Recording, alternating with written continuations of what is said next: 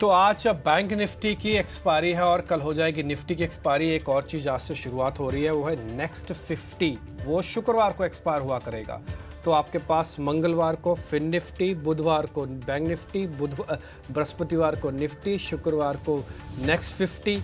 इन सब की एक्सपायरीज का पूरा जमघट लगने जा रहा है और वो इस वजह से क्योंकि एक्सचेंजेस का मानना है कि जो भारत के बाजार है वो अब तक का सबसे बड़े मार्केट्स में से एक है डेरिवेटिव्स के ट्रांजैक्शंस वैल्यू के हिसाब से, इसलिए हर कोई इसको भुनाना चाहता है, आप भी, मेहमान भी और एक्सचेंजेस भी, ब्रोकर्स भी। लेकिन इन सब में एक सिल्वर लाइनिंग जरूर रहती है, वह संभल कर और आराम से ट्रेड करने की। ईटीना स्वदेश की यही एक खासियत है। दूसरे हो सकता है 10 मिनट में आपको 20 सौदे बता दें, हमारे पास तो 10 मिनट में बताने के लिए 4 सौदे भी नहीं होते। लेकिन जो 4 सौदे होते हैं, मैं गारंटी के साथ कह सकता हूं, डंके की चोट पे कह सकता हूं, उनके 20 सौदों पर भी भारी पड़ जाएंगे। इसलिए ईटीना स्वदेश को देखना, समझना बहुत ज़रूरी है। आप हमारे साथ फिर से बने रहिएगा। आज फिर से हम 2.5 घंटे आपके साथ कनेक्ट रहेंगे। मेरे सहयोगी सृष्टि भी है और अभिषेक भी मेरे साथ होंगे। हम मेहमानों का फिर से कुनबा लगाएंगे और साथ ही साथ आज, क्योंकि आज एक तो वीक एक्सपायरी वाला इम्पैक्ट भी है और थोड़ा बहुत मार्केट हिल डुल भी रहा है, चर्न कर रहा है। कल आपको पता है 20% का इंडिया विक्स टूट गया था। ये सभी चीज़ों को समेट के आपके सामने हम लेके आएंगे। 4 अहम ट्रिगर सबसे पहले आप अपनी स्क्रीन पर देखिएगा, फिर एक एक करके सिलसिलेवार तरीके से, जैसे हमेशा की तरह आपको पहले ग्लोबल बताते हैं, फिर डोमेस्टिक बताते हैं, सीन्स, खबरें, ट्रेडिंग कॉल्स, ये सब कुछ सिलसिलेवार तरीके से आएगा। अब तो आपको भी आदत सी होगी इन सभी चीज़ों को देखने की, समझने की। पहला पॉइंट, डाउ में इनफैक्ट मैं बोलूँगा फ्यूचर्स नहीं, इनमें तेज़ी देखने को मिली है। फिर से गिफ्ट निफ्टी आपको 22,450 के आसपास दिख रहा है। ये वही लेवल है जहाँ से बार बार टकरा के बाजार नीचे आता है। कल भी इसी से बाजार नीचे आ गया था। तो क्या 450, 550 का रेजिस्टेंस एरिया इसी सीरीज में पार होगा या फिर अगली सीरीज में पार होगा? हमारी अपनी कैलकुलेशन कहती है कि अगली सीरीज में पार होगा, लेकिन फिर भी समझेंगे जरा मेहमानों से। निफ्टी बैंक की आज मंथली एक्सपायरी है, 56% का अब तक का रोल ओवर हो चुका है। और ध्यान देने वाली बात है, इसका एक और सगा संबंधी भी आ रहा है जिसको हम नेक्स्ट 50 कहते हैं। वो इसका वॉल्यूम भी उड़ा के लेके जा सकता है। टाटा कंज्यूमर M6 के नतीजे अनुमान के मुताबिक रहे। टाटा कंज्यूमर्स के नंबर्स ऑलरेडी हमने आपको गाइड भी किए थे, M6 के नंबर्स के रिगार्डिंग भी। और इसके अलावा आज चौथा जो ट्रिगर अपनी स्क्रीन पर देख पा रहे, जिनके नंबर्स आज आने हैं उनके नाम लिखे हुए हैं, उसमें एक्सिस बैंक है, LTI माइंट्री है और हिंदुस्तान यूनिलीवर है, जो कि अपने आप में बड़ी कंपनी है और एक काफ़ी हद तक कंजम्पशन कंपनीज की धुरी को तय करेगी। तो इसलिए इन सभी सेगमेंट्स पे आज हमारा खास फोकस होने जा रहा है। सृष्टि कार्यक्रम को आगे बढ़ा रही हैं और पहले ग्लोबल हम आपके सामने रखेंगे, फिर डोमेस्टिक मार्केट के साथ साथ डेरिवेटिव का डाटा भी होगा। तो जी हाँ, कल भारतीय बाजार हरे निशान में बंद जरूर हुए, पर फिलहाल मार्केट से पूरी तरीके से सपोर्ट मिलता हुआ दिख रहा है। और अभिषेक, कल फिर से एक बार अच्छी तेजी देखने को मिली, बताइए क्या कुछ है अपडेट्स? और साथ ही आफ्टर मार्केट ट्रेडिंग सेशंस में टेस्ला के शेयर में भी जबरदस्त रफ्तार देखने को मिल रही है। नतीजे तो खास नहीं रहे, पर कमेंट्री ने शायद जोश भर दिया। और डिटेल्स बताइए। जी डेफिनेटली सृष्टि, टेस्ला आफ्टर मार्केट सेशन में 10% चढ़ा है और उसकी वजह यह है कि वो सस्ती इलेक्ट्रिक व्हीकल्स लाने जा रहे हैं और इसने फ्यूल किया शेयर को। हालांकि आज मैं शुरुआत करना चाहूँगा एशियन मार्केट से, क्योंकि अगर आप देखेंगे कोरिया के बाजार कॉस्पी, हांगकांग का बाजार हैंगसेंग या फिर जापान का बाजार निक्की, तीनों के तीनों इंडेक्स में 1% से लेकर 2% के आसपास की बढ़िया तेजी आज के सत्र में है, क्योंकि वॉल स्ट्रीट से यानी कि अमेरिकी बाजारों से संकेत बहुत अच्छे थे एशियाई मार्केट्स के लिए और उसके चलते यहां पर हम तेजी देख रहे हैं। अगर आप गिफ्ट निफ्टी को भी देखेंगे 22,250 आसपास तक के 450 के स्तर आपको दिखेंगे। 80 अंकों के आसपास की तेजी इस वक्त गिफ्ट निफ्टी पर होती हुई दिख रही है। अमेरिकी बाजारों की बात करें तो डाउ जोन्स में लगातार चौथे दिन, कल भी हमने देखा था कि 250 अंकों के आसपास की तेजी थी, फिर से ये 250 अंकों वाली तेजी, तो लगातार चौथे दिन डाउ जोन्स में और नेस्डेक में भी अब तेजी हो रही है। नेस्डेक में लगातार दूसरे दिन हमने तेजी का सत्र देखा है और ये नतीजों का जो सीजन चल रहा वहां पर स्पॉटिफाई में हमने देखा था कि 11% के आसपास की तेजी रही। अच्छे नतीजों के बाद जी एरोस्पेस के शेयर में भी हमने 8% के आसपास की तेजी देखी है। तो वहां पर भी नतीजों के आधार पर बाजार चल रहे हैं, लेकिन एक आंकड़ा है, वो है पीएमआई का। मैन्युफैक्चरिंग पीएमआई का आंकड़ा है 51.9% से घटकर जो आंकड़ा है 49.9% का। 50 के नीचे की रीडिंग यानी कि कॉन्ट्रैक्शन का मतलब कि ये आंकड़ा यूएस फेड को कहीं ना कहीं पसंद आएगा कि अगर रेट कट करना है तो फिर ये इन आंकड़ों को मद्देनजर ही वहां पर कोई डिसीजन होगा और इसके चलते ही हमने देखा कि जब ये आंकड़े आए उसके बाद ना सिर्फ बाजार को तेजी मिली बल्कि बॉन्ड यील्ड में भी हल्की सी नरमी आई और इसके अलावा क्रूड में इसके चलते तेजी आई। क्रूड का भाव देखने की फिर से $88 के आसपास कारोबार करता हुआ दिख रहा है। तो ये इस आंकड़े को पॉजिटिव तौर पर देखा जाना चाहिए। थोड़ा सा नेगेटिव जरूर है वैसे अगर देखें, कॉन्ट्रैक्शन है, लेकिन रेट कट के लिहाज से एक पॉजिटिव आंकड़ा जरूर है। आज अगर अमेरिकी बाजारों की बात करें तो कुछ नंबर्स होंगे फोकस में। बोइंग, हैसब्रो, मेटा, फोर्ड, इनके नंबर पर आज नजर रहेगी और साथ साथ IBM भी अपने नतीजे जारी करेगी। तो अमेरिकी बाजारों से संकेत ठीक ठाक हैं। जो जियोपॉलिटिकल टेंशन थे वो कहीं ना कहीं पीछे छूट गया, उसकी चर्चा भी अब शायद नहीं होगी क्योंकि सहमत हो गया ईरान कि वो उसको बढ़ावा देना नहीं चाहता है। तो अमेरिकी बाजारों से संकेत अच्छे हैं। इसके अलावा एशिया बाजारों से संकेत बहुत अच्छे हैं। हैंगसेंग का बाजार करीब करीब 200 अंक ऊपर कारोबार कर रहा है। क्रूड हम देख रहे हैं कि थोड़ा सा ऊपर जरूर है लेकिन अभी भी $87-88 उसी रेंज में ही कारोबार कर रहा है। गिफ्ट निफ्टी करीब 80 अंक ऊपर और 22,450 के आसपास गिफ्ट निफ्टी कारोबार कर रहा है। तो संकेत आज कम से कम अगर हम ग्लोबल बाजारों से बात करें तो ग्लोबल बाजारों से संकेत आज ठीक ठाक हैं। बॉन्ड यील्ड में भी नरमी है। चलिए अब आगे बढ़ेंगे और ये समझ लेते हैं कि एफआईज और DII से संकेत किस तरह के हैं। इसके अलावा अगर आपको निफ्टी में और बैंक निफ्टी में रणनीति बनानी है तेजी की या फिर बिकवाली के सौदे लेने हैं तो आपको किस तरह से अपनी रणनीति बनानी चाहिए ये भी जानेंगे। लेकिन ये बता दें आपको कि कैश मार्केट में कल भी एफआईएस की जो नेट सेलिंग रही वो रही 3,000 करोड़ की। तो लगातार दूसरे दिन लगभग 3,000 करोड़ रुपए के आसपास की ये सेलिंग हम देख रहे हैं। 19 अप्रैल को सिर्फ एक छोटी सी बाइंग आई थी 129 की, अदरवाइज वहां पर हम प्रेशर लगातार हम देख ही रहे हैं कैश मार्केट में। DIIs की बात करें तो वहां पर बाइंग का मोमेंटम बरकरार है। 22 अप्रैल को 3,500 करोड़ रुपए की बाइंग थी और 23 अप्रैल को 2,900 करोड़ रुपए की बाइंग हमने DIIs की तरफ से देखी। तो एफआईएस की थोड़ी सी बेरुखी है, ये एक थोड़ी सी चिंता की बात हो सकती है। लेकिन एफआईएस की लॉन्ग होल्डिंग कैसी है जरा ये समझ लेते हैं। पहले निपी बताइए आंकड़े किस तरह के हैं। देखिए, आपका अगर कैश सेगमेंट को देख रहे हैं तो हो सकता है बाजार आपके उतने फेवर में ना दिखे आपको, लेकिन अगर आप ओवरऑल समग्रता में देख रहे हैं F&O की पोजीशंस में तो किसी तरह की कोई दिक्कत नहीं है। हमने आपको ये बात पॉइंटली भी पहले भी बताई थी, आज फिर से बता रहे हैं, आगे भी बताएंगे। लॉन्ग पोजीशंस मार्केट में किसी तरह का कोई बदलाव नहीं है, ना केवल एफआईएस की, DIIs की लॉन्ग पोजीशंस में कोई बदलाव नहीं है, रिटेल की लॉन्ग पोजीशंस में कोई बदलाव नहीं है। मैं एक एक करके आपको बता देता हूँ। 34% पे एफआईएस लॉन्ग पोजीशन जस के तस लेके खड़े हैं। 38% पे DIIs की होल्डिंग है, रिटेल की होल्डिंग 63% है। तो तीनों के पास पोजीशन है। मेरे सिर्फ एक ही प्रॉब्लम है, चिंता की बात जो है कि रिटेल के पास उम्मीद से ज़्यादा माल है। रिटेल के पास 50% से ज़्यादा माल नहीं होना चाहिए इस समय, जब आपके पास अर्निंग्स चल रही हो, इलेक्शंस का ट्रिगर हो, ग्लोबल सेट ऑफ बिगड़ रहा हो, वॉर जैसी सिचुएशन रातों रात पैदा हो जाती हैं, उस समय रिटेल के पास माल ज़्यादा नहीं होना चाहिए। लेकिन रिटेल सबसे ज़्यादा माल लेके खड़ा है। सिर्फ यही एक मेरी प्रॉब्लम है। इसलिए मेरे को लगता है जब भी झटका आएगा ना तो ये झटका रिटेल की वजह से आएगा, रिटेल ट्रैप हो जाएगा, फिर उनको मजबूरी में सौदे काटने पड़ेंगे। एफआईएस और DIIs तो कंफर्ट लेवल पर बैठे हैं, वो तो 1/3 ऑफ द मार्केट लेके बैठे हैं सिर्फ, बस। और एक और बात, अगर किसी को यकीन नहीं हो रहा तो पिछले 15 दिन का डाटा उठा के देख लीजिएगा एफआईएस और DIIs का, आपको पता लग जाएगा किसी तरह का कोई मेजर बदलाव नहीं हुआ है। ऊपर नीचे का छोटा सा एक स्विंग हुआ था एफआईएस की होल्डिंग में, वैसे कोई मेजर बदलाव नहीं है। तो फिर बाजार गिरा कैसे और चला कैसे? बाजार सिर्फ वेटेज से गिरा और वेटेज से ही चल के ऊपर आ गया, यानी कि शॉर्ट कवरिंग से ऊपर आ गया। और इसलिए हमने कल भी आपके सामने बात रखी थी कि बाजार थका नहीं है, बाजार का फ्यूल खत्म हो गया है, गाड़ी चलेगी नहीं आपकी, आपको नई ऊर्जा नया जोश लेके आना पड़ेगा। और कल आप दिन भर का मार्केट चेक कर लीजिए, जिस लेवल पे खुले उस लेवल को आपने दिन भर अचीव नहीं किया फिर बाद में। और लास्ट में जाते आते एक और चीज आपके साथ में नोटिस कराता हूं, दोनों के फ्यूचर्स बकायदा लाल निशान में बंद हुए हैं। बैंक निफ्टी का फ्यूचर्स कोई आदमी चेक करेगा तो लाल निशान में है, डिस्काउंटिंग आ गई दोनों के प्रीमियम की बजाय फ्यूचर्स में।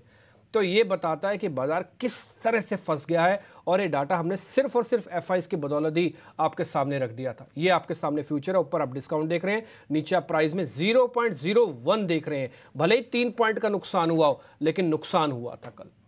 तो बाजार के अंदर जो एफआईएस की होल्डिंग है, रिटेल की होल्डिंग है, DIIs की होल्डिंग है, ना तो आपके दुश्मन है ना ही आपके दोस्त है। मैं बोलूंगा अगले 10 दिन के लिए रिटेल की होल्डिंग आपका दुश्मन जरूर है। ये एक झटका दिलवा सकती है। ये कम हो जाती ना तो फिर बहुत अच्छा होता। मेरे को रिटेल की होल्डिंग मेरी आंखों पे चुभ रही है बार बार कि क्यों 63%। आप ज़्यादा होशियार नहीं हो एफआईएस और DIIs से, माइंड इट, ये बात ध्यान रख लीजिएगा कृपा करके रिटेल वाले। तो 63% की होल्डिंग जिनके पास पड़ी है, अपने माल को छोटा छोटा ट्रिम करो। ये 20% का जो विक्स टूटा है ना, ये फर्स्ट इंडिकेटर आपको दे रहा है। ठीक है, तो एफआईज की होल्डिंग से संकेत क्या है, ये आपके सामने आ गया। लेकिन डिम्पी जैसा कह रहे थे, कल दिन भर बाजार ने जहां पर खोला वहां पर फिर पहुंचा नहीं। 100 अंकों की मोटा मोटी एक रेंज रही और आखिर में जब क्लोजिंग हुई डिम्पी, तो बिल्कुल रेंज के निचले स्तर पर हुई 30 अंकों की हल्की सी बढ़त के साथ। तो लॉन्ग वाले क्या करें, थोड़ी सी दुविधा की स्थिति है। क्या लॉन्ग अपने वो कैरी करें, और किसी को अगर फ्रेश लॉन्ग करना है, आज फ्यूल है?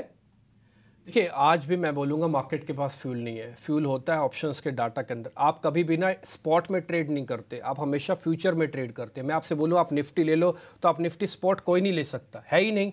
लोगे क्या, तो फ्यूचर्स लोगे, तो फ्यूचर्स का डाटा फ्यूचर के हिसाब से चेक करो, वहाँ पे फ्यूल नहीं है। स्पॉट में आपको दिख रहा है कि हम थोड़ा बड़ा हरा हरा करके ऊपर बैठे हुए हैं। यही सिल्वर लाइनिंग है जो मैं आपको बताने की कोशिश करता हूँ कि आप थोड़ा सा इसके डाटा को गंभीरता से देखेंगे तो बहुत सारी चीज़ें पता लगती हैं। पहला पॉइंट, मैं कल निफ्टी के इंपॉर्टेंट आपको स्टॉप लॉसेस के टारगेट, कल बाजार का जो हाई लगा था ना, वही उसका ओपन का लेवल भी था, वो था करीब 450 के आसपास का। आपको कल हमने रेजिस्टेंस की एक रेंज बताई थी 450 के, एग्जैक्टली वहीं पे बाजार ऊपर हुआ, उसके बाद दिन भर पार नहीं हुआ। मैं आज रेजिस्टेंस की रेंज को फिर से वही मानता हूँ। भले मेरे लिए कितना गिफ्ट निफ्टी आप ऊपर कर लो, मेरे को इससे ज़रा फर्क नहीं पड़ता। मेरे को 22,450 जब तक 550 क्लोजिंग पे नहीं मिलेगा, मैं नया माल नहीं लूँगा। आई रिपीट, मैं नया माल नहीं लूँगा जब तक मेरे को 550, 450, 550 वाली रेंज क्लोजिंग बेसिस पर नहीं मिलेगी, क्योंकि मैं इसको एक टफ रेजिस्टेंस मानता हूँ। और मेरा ये मानना है कि शॉर्ट कवरिंग से रेजिस्टेंस पार नहीं होते, उसके लिए खरीदारी करनी होती है। आप खरीदारी तो कर ही नहीं रहे, आप तो सिस्टम में से शॉर्ट्स को हटाते जा रहे और यहाँ तक ले आए। भाई एक जगह तक तो मैं आ ही गया, आगे कौन लेके जाएगा? आपने तो मेरे को रास्ते में छोड़ दिया ना, ऐसे मत करो। दूसरा पॉइंट, 22,000 का आपको हमने इंपॉर्टेंट लेवल बताया था कि ये नहीं टूटेगा इस बार, इसके अंदर चांसेस हैं, डाटा ये बता रहा है। 22,000 तो बच ही रहा है, 22,000 मेरे को लग रहा है 200 भी बच जाएगा। तो 22,200 की रेंज एक सपोर्ट की रेंज है, हमने आपके लिए लिखवा दी है, और रेजिस्टेंस की रेंज है 450 से 550 की रेंज है। अब आती है नए और पुराने वालों की बात, जो क्वेश्चन उठता है आपका। नए वालों को अंदर नहीं आना, मैंने कल भी मना किया था। अगर आप कल अंदर आए हो तो आपने कल से ही लॉस बनाना शुरू कर दिया, यानी कि कल जिस लेवल पे खरीदा होगा वहां से आप नीचे आए हो, क्योंकि कल तो फ्यूचर लाल निशान में बंद हुए हैं और खुले थे सारे ऊपर, तो आपने जिस लेवल पे खरीदा वहीं से लॉस हुआ है। आज भी नए वालों को नहीं आना, सिर्फ पुराने वालों को टिके रहना। नए वालों को थोड़ा डिप की वेट करनी है। ये डिप कहां तक आना चाहिए? डिप आना चाहिए 22,200 तक का। ये 22,200 पे आओगे ना, आप कंफर्ट लेवल के अंदर आ जाओगे। जस्ट 50 पॉइंट नीचे का स्टॉप लॉस लगाना, वापस मार्केट धीरे धीरे करके ऊपर चला जाएगा। लेकिन जब तक 22,200 आएगा नहीं, आपको अंदर आना नहीं है, ठीक जी। और पुराने वालों को जाना नहीं है। पुराने वाले चाहें तो आज की रेंज में अपने स्टॉप लॉसेस प्रॉफिट बुक करना चाहे तो कर सकते हैं। एक और चीज, रोल ओवर कॉस्ट पड़ रही है अभी भी 100 पॉइंट से ऊपर की। अगर आप 100 पॉइंट महंगा करके बैंक निफ्टी को ट्रांसफर लेना चाहते हो तो आपको 30 दिन और मिल जाएंगे। लेकिन आपको लग रहा है मेरे सौदे यहीं काटने चाहिए, तो सौदे को यहीं काटो, फिर मई में चेक करेंगे। तो आपका ही फैसला है, मैं आपके ऊपर छोड़ देता हूं, ठीक है ना। रोल ओवर देखो, निफ्टी की जो रोल ओवर का खर्च आ रहा है ना, 118 रुपए का आ रहा है। ये 100 पॉइंट महंगी जाएगी निफ्टी अगले पॉइंट पे अगर आप लेके जा रहे हो तो आप चाहें तो 450 की रेंज में प्रॉफिट बुक कर सकते हैं। खाली होके बैठो बॉस, बहुत बढ़िया लेवल भी मिल सकता है, क्योंकि रिटेल की जो पोजीशंस खड़ी है ना सिस्टम में, ये आपको जरूर मौका दिलवाएगी। ट्रस्ट मी, 200-300 पॉइंट आपको जरूर मिलेंगे नीचे के, एंटर कीजिएगा, फिर आपको बढ़िया प्रॉफिट मिलेगा, रिस्क रिवॉर्ड ज़्यादा अच्छा होगा। तो एक ही बात है, लबोलबाब, नए वालों को आना नहीं है, पुराने वालों को जाना है, तो भले चले जाएं 450-550 की रेंज में। ठीक है, तो ये लॉन्ग वालों के लिए रणनीति हो गई। शॉर्ट वाले क्या करें डिम्पी, वेट ही करें या फिर 500 के आसपास जब जाए, कंडीशन अप्लाइड है इसमें, तब जाकर कुछ सोचें? सिर्फ वेट ही करें। अभी 550 के आसपास जाता है, उस समय डाटा चेक किया जाएगा कि उसके अंदर क्या इतनी ताकत है कि इसको बेचना है कि नहीं बेचना। मेरे हिसाब से बाजार के अंदर अगर बेचने की बात आएगी भी तो फिर वो चेक उसी समय करेंगे। आप अभी शांति से सीरीज को एक्सपायर हो जाने दो, इस सीरीज के अंदर पंगे मत लो। ये सीरीज ना बड़े ही डेलिकेट तरीके से एडजस्ट हो रही है। डेलिकेट तरीका, मैंने एक वर्ड इस्तेमाल किया। ये जैसे तैसे करके आपको बचा के अपने आप को क्लोज करवा रहा है अच्छे से, और बड़ी मेहनत की है इसने, और उसमें HDFC, रिलायंस और कई बैंकों का बड़ा योगदान रहा है। तो इसलिए इसको सीरीज को एक्सपायर हो जाने दो। मई के अंदर सोचेंगे कि शुरुआत हमको कैसे करनी है। फिलहाल शॉर्ट्स वालों के लिए हमारे पास कोई भी रणनीति नहीं है, कोई भी सौदा नहीं है। 550 आएगा तब की तब देखेंगे, पहले 550 आ तो जाए। ठीक है, शॉर्ट अवॉइड कीजिए। निफ्टी बैंक पर आ जाते हैं। कल शुरुआत अच्छी हुई थी निफ्टी बैंक की, अगर हम निफ्टी से तुलना करें तो बल्कि वहां पर थोड़ी मजबूती ज्यादा दिखी, लेकिन उसी तरह से गंवाई भी फिर निफ्टी बैंक ने। ऊपरी स्तर से करीब 300 अंक नीचे आकर निफ्टी बैंक बंद हुआ है हल्की सी तेजी के साथ। तो निफ्टी बैंक में लॉन्ग वाले जिनके मौजूदा लॉन्ग क्या करें, जिनको नया लॉन्ग करना है वो क्या करें डिब्बी? अगर आपको कल के लेवल याद होंगे तो हमने ये बात रखी थी कि 48,000 48,200 हमको लगता है कि यहीं तक ही बाजार जाएगा, इसके ऊपर नहीं जाएगा। आज बाजार खुल तो गया था 48,300 पर, लेकिन उसको 20 सेकंड भी नहीं लगे 48,200 के नीचे आने में और 48,000 पे आ गया। पहला टिक आया था 299 का, दूसरा टिक आया 48,050 का। सोचो 150-250 पॉइंट कहां चले गए पता भी नहीं चले। तो कहने की बात सारी यही है कि बाजार के पास 48,000 48,200 तक ही गाड़ी चलने का फ्यूल है, सिर्फ वहां पे आके उसका फ्यूल खत्म हो जाता है। आपने मेरी इस बात को बहुत गौर से देखिएगा, मैंने कल भी बात आज भी मैं रखता हूं, बाजार थका नहीं है, माइंड इट, बाजार थका नहीं है। बाजार को चलने के लिए ऊर्जा की जरूरत है, वो ऊर्जा उसको नहीं मिल रही है। वो सोलर है, डीजल है, पेट्रोल है, जो मर्जी डाल दो उसकी गाड़ी में, लेकिन कुछ तो डालो तभी तो चलेगा बॉस। वो खत्म हुआ पड़ा है बस, और कोई प्रॉब्लम नहीं है। गाड़ी का इंजन, सीट वीट सब बहुत बढ़िया है। ठीक, आते हैं बैंक निफ्टी पे। बैंक निफ्टी में दो चीजें हो रही है, मैं आपको बता देता हूं। पहला पॉइंट, इसकी जो अगली सीरीज के अंदर जा रहे हो आप, लाइट सीरीज लेके जा रहे हो। ये लाइट सीरीज कैसे पता लगती है? लाइट सीरीज पता लगती है ओपन कॉन्ट्रैक्ट से। अगर आप जो कॉन्ट्रैक्ट हैं उन्हें अगली सीरीज के सिर्फ 77,000 कॉन्ट्रैक्ट्स हैं मई वाली कॉन्ट्रैक्ट्स में। अमूमन जो ना डे ऑफ एक्सपायरी ये 1 लाख कॉन्ट्रैक्ट हो जाते हैं ओपन, जो हम अगले महीने में लेके जाते हैं, लेकिन कॉन्ट्रैक्ट्स कम है। सीरीज लाइट हो गई, 25% से सीरीज लाइट है। लाइट सीरीज में जैसा रंग भर दोगे वैसा हो जाएगा। आप लाल रंग भरोगे नीचे गिरता जाएगा, आप हरा रंग भरोगे दौड़ता जाएगा। तो इसलिए सीरीज लाइट है, ध्यान रखिएगा, बहुत जोर से मूवमेंट करेगा। और उसका पहला चरण इंडिया विक्स ने बता दिया 20% गिर के कि अब बड़ा मूव करेगा मार्केट के अंदर, जो भी करेगा वो। ये पहला पॉइंट है। दूसरा, आपके पास अगर पोजीशन है, आज आपको फिर से मौका मिलता है 48,000 48,200 पे, तो भले आप प्रॉफिट बुक कर लो, आपका कोई घाटे वाटे का सौदा नहीं है। मई का मई कॉन्ट्रैक्ट में लेना, क्योंकि आप रोल ओवर कॉस्ट इसकी भी चेक करोगे ना, तो इसकी भी रोल ओवर कॉस्ट करीब करीब 130 रुपए के आसपास आ रही है। तो 130 पॉइंट आपकी बैंक निफ्टी महंगी हो जाएगी अगर आप समय लेना चाहते हो। सौदे को यहीं काटो, सौदों में यही प्रॉफिट बुक करो। मई के कॉन्ट्रैक्ट में क्यों पैसा देके आगे जाना? जब लेना होगा तो सामने सामने से ले लेंगे, हो सकता है अपने को सस्ता मिल जाए। ठीक नहीं जी? तो आपको नए वालों को आना नहीं है, इसके अंदर भी स्ट्रिक्टली मना है, नए वालों को नहीं आना। और हमने कल भी मना किया था, आज भी मना करेंगे, भले आज एक्सपायरी का सेशन ही क्यों ना हो। आप उतना भी रिस्क मत लो जो आपसे झेला ही ना जाए।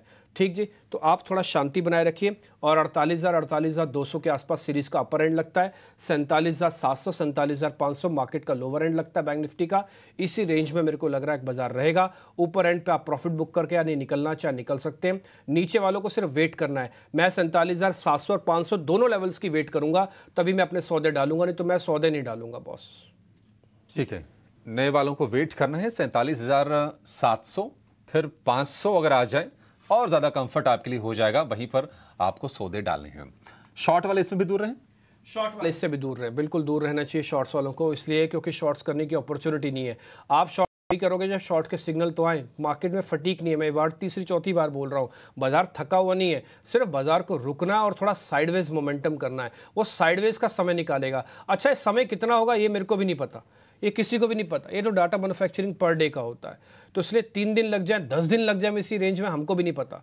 तो फिलहाल अभी जब तक इस रेंज का ब्रेकआउट नहीं होता 48,000 48,200 वाली का, नए वालों को आना नहीं है, पुराने वालों को शॉर्ट भी नहीं करना, किसी को कुछ नहीं करना, शांति से बैठे रहो। आज का सीरीज मेरे को लगता है सिर्फ चर्न करेगा और कुछ नहीं करेगा। चर्निंग में से अगर आपको पैसा बनाना आता है तो ठीक है, चर्निंग में से पैसा नहीं बनाना आता तो कोई दिक्कत नहीं बॉस, बैठ जाओ। ऐसा कोई सोना आपके हाथ से नहीं गिर रहा, ये अपॉर्चुनिटी वापस मिल सकती है आपको।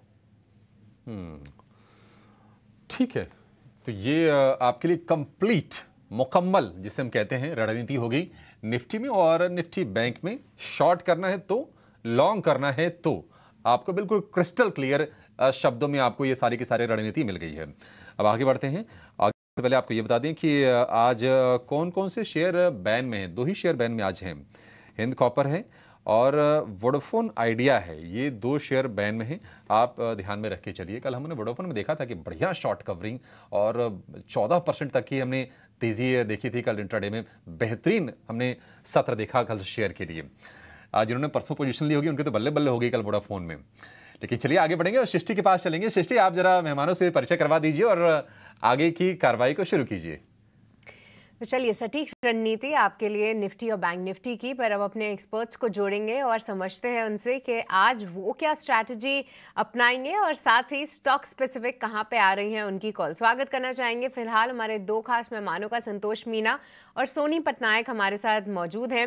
Very good morning to both of you. And Soni, सबसे पहले आपसे समझना चाहेंगे आज आप कौन से डेटा पॉइंट्स ट्रैक कर रही हैं और खास तौर से कौन से लेवल्स रहेंगे निफ्टी और बैंक निफ्टी के लिए। गुड मॉर्निंग सृष्टि जी, डिम्पी जी, अभिषेक जी, पैनलिस्ट को एंड सारे दर्शकों को। देखिए निफ्टी बैंक निफ्टी की अगर हम बात करें तो ये लास्ट वीक है अप्रैल सीरीज का। रोल ओवर्स यहाँ पे काफी इंपॉर्टेंट है। निफ्टी की रोल ओवर्स देखेंगे तो 47% पे है, जो कि ऑलमोस्ट इन लाइन है लास्ट सीरीज से कंपेरिजन करेंगे। बहुत ज्यादा वहां पे सिग्निफिकेंट अग्रेसिव रोल ओवर्स भी नहीं हुए हैं। बैंक निफ्टी के रोल ओवर्स की अगर हम बात करें तो बैंक निफ्टी में हल्की से लास्ट सीरीज के कंपेरिजन से काफी कम रोल ओवर्स हुआ है। बट ये भी हमको ध्यान में रखना चाहिए कि लास्ट सीरीज यानी कि मतलब सेम टाइम पे लास्ट सीरीज पे बैंक निफ्टी की रोल ओवर्स बहुत अग्रेसिवली एक बहुत ज्यादा अग्रेसिव हो रही थी, तो उस कंपैरिजन में 56% का थोड़ा कम आया है रोल ओवर्स। बट मोस्टली यहाँ पे शॉर्ट स्क्वीज हो रहे हैं। बैंक निफ्टी में पहले हम फोकस करेंगे। बैंक निफ्टी में काफी इंपॉर्टेंट लेवल्स है। एक है कि 47,500 47,800 के रेंज पे सपोर्ट बढ़ते जा रहा है। अगर हम दोनों स्ट्राइक्स के पुट कॉल रेशियो को कैलकुलेट करेंगे तो वो काफी अग्रेसिवली बढ़ रहे हैं, अबव 2.5 8 अभी भी सस्टेन कर रहा है, यानी कि पुट राइटर्स वहां पे अग्रेसिव हो रहे हैं। तीसरी बात करेंगे तो 48,000 के स्ट्रैडल पे कल ओपन इंटरेस्ट की काफी अग्रेसिव एडिशंस हुई थे। सो यहाँ पे हम देखेंगे कि 48,000 से 48,200 का एक कंजेशन जोन है बैंक निफ्टी के लिए। मेरे ख्याल से आज एक्सपायरी एक पॉजिटिव साइड में हो सकता है। कल एफआईज की जो बाइंग फिगर थी बैंक निफ्टी के लिए स्पेसिफिक, बाइंग फ्यूचर्स में हुई थी और इंडेक्स ऑप्शंस में सेलिंग हुई थी, तो बैंक निफ्टी यहाँ पे एक पॉजिटिव आउटलुक लेके बनते आ रहा है। मेरे ख्याल से अगर कंजेशन जोन को आज बैंक निफ्टी निकाल पाता है 48,200 250 के ऊपर अगर बैंक निफ्टी क्रॉस करता है तो वहां पे आपको एक अग्रेसिव शॉर्ट कवरिंग नजर आएगा टुवर्ड्स 48,600 के लेवल्स तक आप देख सकते हैं। सो वहां पे यहाँ पे थोड़ा फोकस बैंक निफ्टी पे रहेगा। और इंपॉर्टेंट क्रूशियल सपोर्ट इंट्राडे के लिए 47,800 है, उसको ब्रेक भी करते हैं तो भी 47,500 डिफेंड कर जाएगा। सो सपोर्ट काफी स्ट्रॉन्ग आ रहा है और मेरे ख्याल से यहाँ से बैंक निफ्टी अगर आपको सरप्राइज करना तो उसको वो कंजेशन जोन को निकालना पड़ेगा। सो ये पहला फॉर बैंक निफ्टी। निफ्टी की बात करें तो निफ्टी अभी एक साइडवेज रेंज में बनने वाला है। 22,350 से 300 के रेंज में काफी अच्छा इंपॉर्टेंट सपोर्ट बनते जा रहा है। कंजेशन था उसका 22,400 450, कल गैप अप के थ्रू उसने एक बार ब्रेक किया है, तो वो एक पहला इंडिकेशन है कि उसने गैप अप को उसको वो कंजेशन को ब्रेक किया है। सस्टेन नहीं कर पाया बट काफी टाइम तक 22,400 के पास ही लॉइटर कर रहा था। सो निफ्टी पे आज के लिए इंपॉर्टेंट रहेगा कि वो अगर दोबारा 22,450 को क्रॉस कर पाता है तो आपको वहां पे शॉर्ट कवरिंग इन निफ्टी भी नजर आएगी टुवर्ड्स 22,600। सो काफी इंपॉर्टेंट रहेगा दोनों लेवल्स देखने के लिए। बट निफ्टी को अपने कंजेशन से ब्रेक करने के लिए बैंक निफ्टी को आगे आना पड़ेगा। सो अगर बैंक निफ्टी सपोर्ट दे पाता है तभी जाके निफ्टी अपने कंजेशन जोन को आज ब्रेक कर पाएगा। सो काफी इंपॉर्टेंट है बैंक निफ्टी के लिए आज अपने लेवल्स को ब्रेक करके एक अच्छी पॉजिटिव एक्सपायरी देने के लिए। बस फिलहाल पॉजिटिव पैन आउट कर रहे हैं। साथ ही आज अगर बैंक निफ्टी से सपोर्ट मिलता है तो ही निफ्टी को फ्यूल मिलेगा, ऐसी राय आ रही है सोनी की तरफ से। ये उनकी एनालिसिस है, तो देखते हैं आज एक्सपायरी भी है, उसको लेकर क्या कुछ एक्शन होता है। पर चलिए अब अपने एक्सपर्ट से उनकी स्टॉक स्पेसिफिक आइडियाज़ लेते हैं। और संतोष, गुड मॉर्निंग, बताइए आज कहाँ पे है आपकी नज़र और कहाँ पे है आपकी कॉल्स।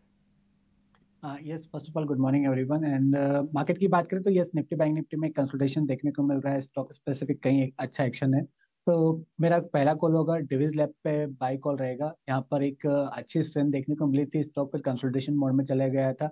अब यहाँ पर एक फ्लैग फॉर्मेशन का ब्रेकआउट देखने को मिल रहा है और कल के सेशन में देखो तो यहाँ पर आईवी पिकअप हुई है, तो नॉर्मली एक इंडिकेशन है कि शायद स्टॉक ब्रेकआउट देने के लिए तैयार। तो 3850 का टारगेट रहेगा, 3740 का स्टॉप लॉस रहेगा। दूसरा स्टॉक है एसआरएफ। मुझे लगता है केमिकल स्पेस इस मंथ में आउटफॉर्म कर सकती है सीरीज में, बिकॉज लग रहा है कि जो वर्स्ट था केमिकल स्टॉक्स का अब जा चुका, जहाँ से मुझे लगता है अर्निंग्स अच्छे आने की उम्मीद है। तो केमिकल स्टॉक्स में बड़ी तेजी देखने को मिल सकती है।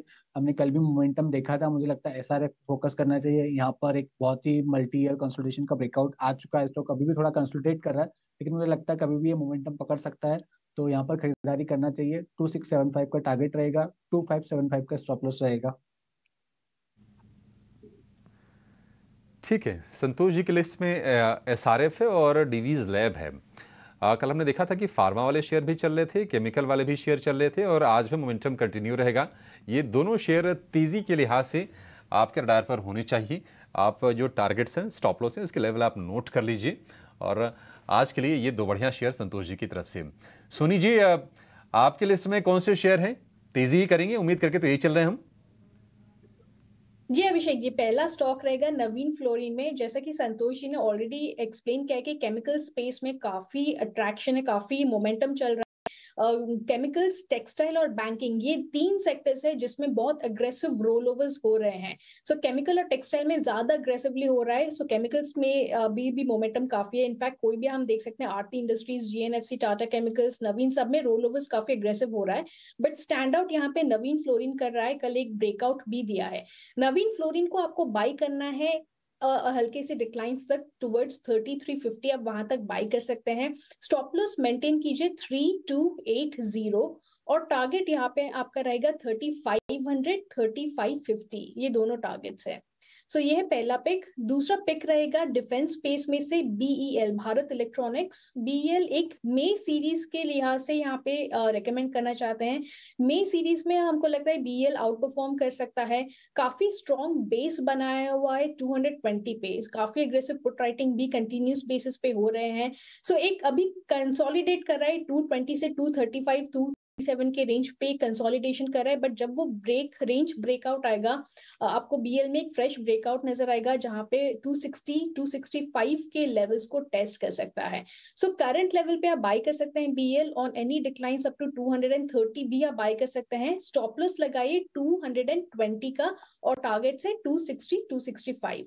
और यहाँ पे एक डिस्क्लेमर भी देना चाहूंगी कि बीईएल की मे सीरीज 250 कॉल ऑप्शन कल हमने अपने जेम क्लाइंट्स को भी रेकमेंड किया है। व्यू हमारा यहाँ पे सेम ही बनता है। ओके, ठीक है। तो आपके क्लाइंट्स को भी है, डिस्क्लोजर भी है। 265 के आसपास का टारगेट है। अभी आप 220 के स्टॉप लॉस के साथ बीईएल को प्लस करवा रहे हैं। दूसरा शेयर है नवीन फ्लोरिन। सोनी पटनायक के दूसरा ट्रेड भी एक बार वापस से दिखा दीजिए। उनकी तरफ से जो दूसरा शेयर दिया गया है वो है नवीन फ्लोरिन। ये जो केमिकल्स वाले शेयर हैं ना, इन पर ध्यान रखिएगा। इस बार का ना रोल ओवर का नंबर भी ठीक है। एक चीज़ मैं आपको और बता देता हूँ, नेक्स्ट 50 भी लॉन्च हो रहा है और उसमें केमिकल्स की पार्टिसिपेशन ठीक है सेक्टर के हिसाब से। और बहुत सारे शेयर केमिकल एंड इसी डिविजन्स के जो शेयर्स हैं केमिकल्स के, वो इसके अंदर आएंगे, पार्टिसिपेट करेंगे। तो ना एक नए किस्म से री रेटिंग हो जाएगी इन सभी शेयर्स की वापस से। होगा धीरे धीरे, आज एक दिन में नहीं होगा, इट विल टेक टाइम। 6 महीने लगेंगे। 6 महीने का तो वॉचिंग पीरियड ही है, वो तो अभी पेनल्टी भी नहीं लगाएंगे इस पर अभी। तो आप इन सभी शेयर्स पे ज़रूर ध्यान रखना। नवीन फ्लोरिंग, बीईएल हो गया सोनी पटनायक के। संतोष सर की कॉल दिखाइए। पहला है डिविस लैब और सर ने भी एक कॉल दिया आपको, इसी से जुड़ा हुआ एसआरएफ।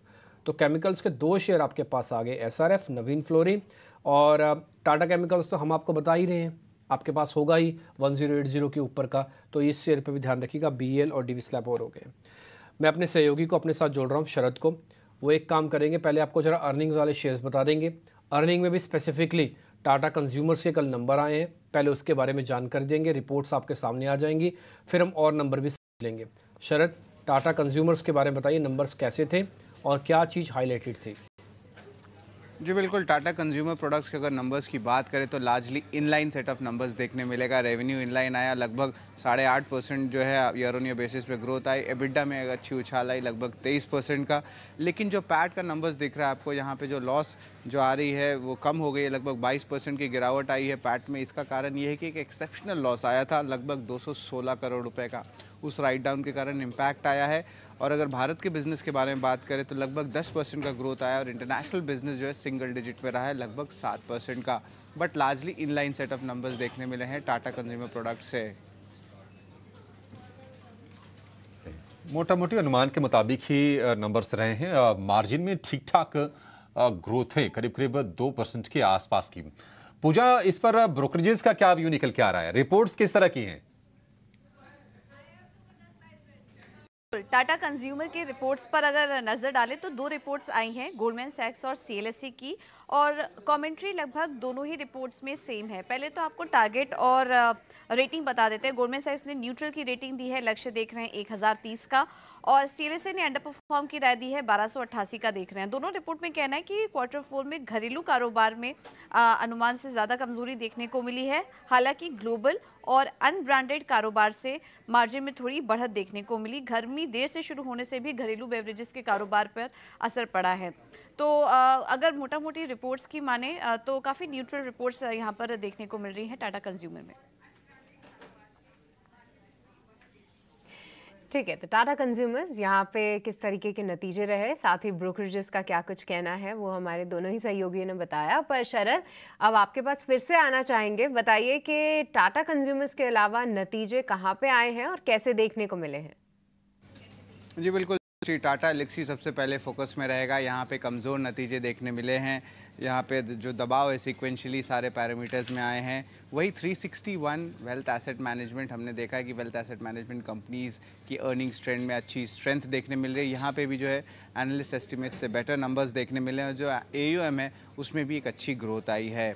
लेकिन ऐसे प्रूडेंशियल म्यूचुअल फंड में जो प्रूडेंशियल लाइफ कहेंगे, माफ़ करेगा, यहाँ के नतीजे जो है कमज़ोर देखने मिले हैं। आप पैट ले लीजिए या जो भी ऑपरेशनल पैरामीटर्स होता है जब आप इंश्योरेंस कंपनी को जज करते हैं, इनमें सब पैरामीटर्स में जो एनालिस्ट एस्टिमेट से कम जो है नंबर्स देखने मिले हैं। वही साइन DLM की भी बात करें तो कमज़ोर नतीजे आए हैं। मार्जिन्स में 100 बेसिस पॉइंट्स का ईयर ऑन ईयर बेसिस पे ओवरऑल गिरावट भी देखने मिला है।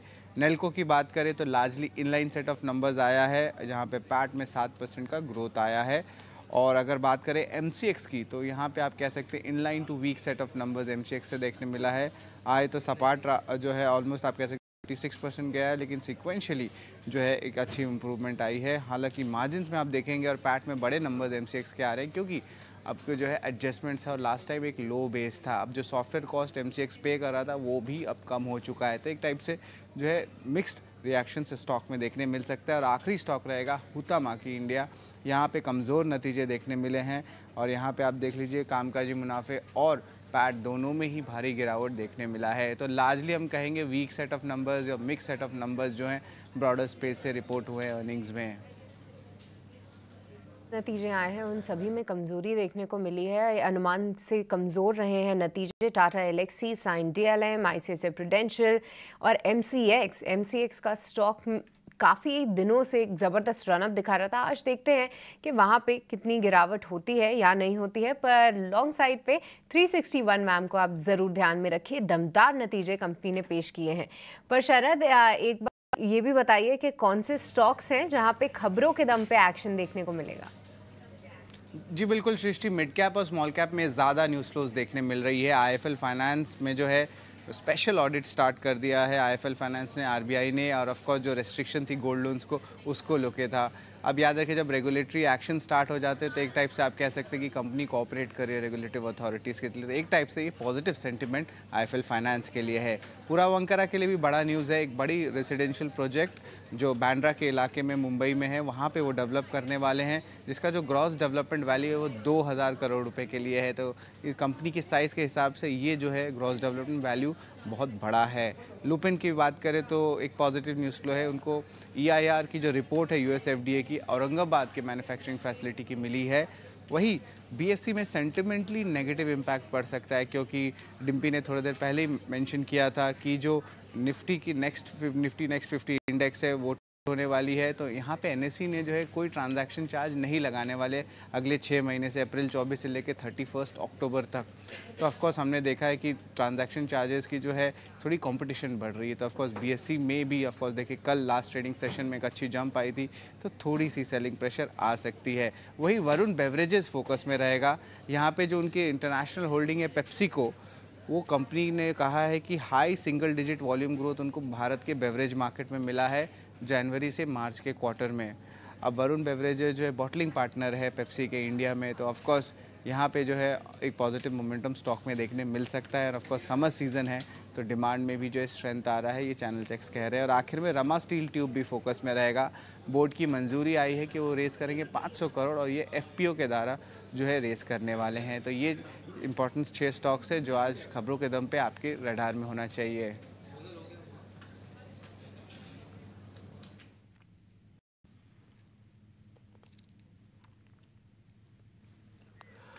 ठीक है, तो ये हो गया आपके लिए सारे आज के खबरों वाले शेयर्स, इसको आपने अच्छे से नोटिस कर लिया होगा। शरद बहुत शुक्रिया, थैंक यू वेरी मच ये सारे के सारा चीज़ समेट के लेके आने के लिए। एक काम करते हैं, जरा पूजा से ब्रोकिंग हाउसेस के रिपोर्ट्स के बारे में और आइडिया ले लेते हैं। पूजा, टाटा कंज्यूमर्स के अलावा और जो भी रिपोर्ट्स आई सारी एक साथ बताइए फिर। अब जी, भारतीय एयरटेल पर सिटी ने अपनी रिपोर्ट जो जारी की उसमें खरीदारी की राय वो बरकरार रखे हुए हैं। लक्ष्य बढ़ा दिया है, 1305 से बढ़ाकर 1520 का किया है और इनका कहना है कि FY26 में आरपू यानी कि एवरेज रेवेन्यू पर यूजर में 3% की बढ़ोतरी देखने की संभावना है। टैरिफ बढ़ने से कंपनी के कामकाजी मुनाफे को भी सहारा मिलेगा। इसके अलावा सिप्ला पर इन्वेस्टेक ने अपनी रिपोर्ट जारी की, खरीदारी की राय बरकरार रखे हुए हैं। लक्ष्य 1550 रुपये प्रति शेयर का और इनका कहना है कि पाइपलाइन एसेट्स में लगातार सुधार जारी है। ICICI प्रूडेंशियल के जो नतीजे आए हैं उसमें काफ़ी सारी रिपोर्ट्स आई हैं, ज़्यादातर रिपोर्ट्स में 600 रुपये के आसपास के लक्ष्य अब ब्रोकरेज हाउस देख रहे हैं। मॉर्गन स्टैनली इक्वल वेट की रेटिंग है 610 का लक्ष्य देख रहे हैं। नोमुरा ने 600 रुपये का लक्ष्य दिया है। नुवामा ने 590 रुपये का लक्ष्य दिया है और रेटिंग होल्ड की दी है। वहीं मैक्वायरी ने 540 की लक्ष्य वो देख रहे हैं न्यूट्रल की रेटिंग के साथ। आखिर में बात करते हैं थॉमस कुक की। BNK ने रिपोर्ट अपनी जारी की है जिसमें कि खरीदारी की राय है, लक्ष्य 250 रुपये प्रति शेयर का देख रहे हैं और उनका कहना है FY24 से 26 में 17% के आय ग्रोथ होने की संभावना है। ठीक है, तो ये कुछ एक अलग अलग ब्रोकिंग हाउसेस की रिपोर्ट थी जो हमने आपके सामने रख दी है। एक काम करिए, थॉमस कुक वाली रिपोर्ट को यहीं रखो 2 मिनट के लिए। जरा 4% शेयर ऊपर जाके बंद हुआ है, इस रिपोर्ट को वापस से दिखाना स्क्रीन पर और एक शेयर चेक करवा लेता हूँ संतोष सर से। काफ़ी दिनों बाद इस तरह का शेयर आया है जो टिपिकली कैश सेगमेंट का शेयर है, उस पर बड़ी रिपोर्ट है, 250 रुपये तक का टारगेट भी है। संतोष सर जरा चेक करना। डिम्पी, थॉमस कुक की बात कर रहे हैं ना? हाँ यस, थॉमस कुक की सर 250 रुपये का टारगेट दिया B&K ने इस पे। राइट, इस स्टॉक की बात करें तो स्टॉक में कंप्लीटली टर्न अराउंड देखा हमने। एक स्टॉक बहुत ही बिटन डाउन था और एक कंप्लीट टर्न अराउंड है। स्टॉक में अभी मोमेंटम बना हुआ है, लग रहा है कि ये मोमेंटम जारी रहेगा। हालांकि एक थोड़ा सा रेजिस्टेंस रहेगा इसको 225 रुपए के आसपास, वहाँ कुछ प्रॉफिट बुकिंग आ सकती है। अगर 225 से प्रॉफिट बुकिंग आती है तो वापस आपको 190 के आसपास एक री एंट्री का मौका मिलेगा। तो फॉर टाइमिंग मुझे लगता है 225 का अपसाइड देखने को मिल सकता है, वहां पर एक बार प्रॉफिट बुक कर सकते हैं और 225 के ऊपर निकलता है तो 250 रुपए तक के भी टारगेट बन सकते हैं।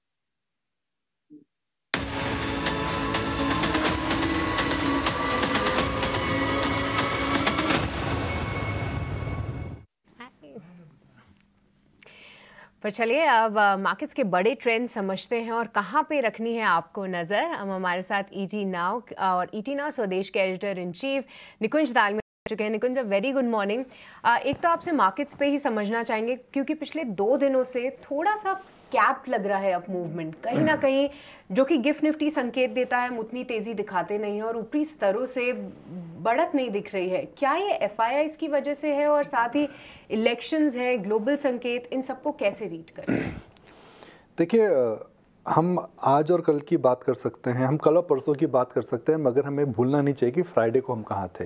फ्राइडे की लो से इस मार्केट के अंदर बहुत लोकली एंड ग्लोबली जो खतरे के बादल मंडरा रहे थे वह अब मुझे लगता है सेटल हो गए हैं। अब देखिए, पिछले 4-5 दिनों के अंदर हमने ग्लोबल कोई भी कमेंट नहीं सुना है किसी भी बड़ी कंट्री से। मैं बार बार उस बात पे इसलिए जा रहा हूँ बिकॉज सबने एक प्रकार से एक व्यू बना लिया था कि भाई जियोपॉलिटिकल टेंशन्स चालू होने वाली हैं, सोने का दाम ऊपर इसलिए जा रहा है, क्रूड ऊपर जाएगा, मगर हकीकत और कुछ है। हकीकत यह है कि मिडल ईस्ट के अंदर अभी तक ऐसा कुछ नहीं हुआ है कि जो बहुत चिंता का विषय आप बोल सकते हैं। अब मार्केट की बात करते हैं। मार्केट में देखिए क्या हो रहा है। मार्केट के अंदर small and mid cap stocks के अंदर लेवल्स आ चुके हैं मार्च के और विक्स गिर चुका है, मगर FI की जो सेलिंग है उसकी वजह से निफ्टी के अंदर जो हम एक बड़ा उछाल की उम्मीद कर रहे थे वह शायद कैप हो सकता है। कि FI टिपिकली वही बेचते हैं जो ओन करते हैं। भाई आपके पास जो है वही आप बेचेंगे ना, और इनके पास टिपिकली होते हैं IT, banks, large cap stocks या semi mid cap, semi large cap stocks. तो माहौल हालांकि अच्छा है, मगर क्योंकि FI की सेलिंग की वजह से एक तकनीकी कारण बना हुआ है जिसकी वजह से निफ्टी की जो अपसाइड है वह कैप हो सकती है। मगर क्योंकि जी जो कल मैं बात कर रहा था, मैं दोबारा बोलूँगा कि mid cap small cap index all time high पर आ चुका है, मगर पोजीशंस ऑल टाइम हाई पर नहीं है। लेवल्स ऑल टाइम हाई के हैं, मगर माहौल के अंदर वह गर्मी नहीं लग रही है। अब क्योंकि विक्स गिर चुका है, चीज़ें ठीक लग रही हैं, मैक्रो कंसर्न इस समय हैं मगर वो इम्पैक्ट नहीं कर रही हैं और मार्केट बढ़ चुका है।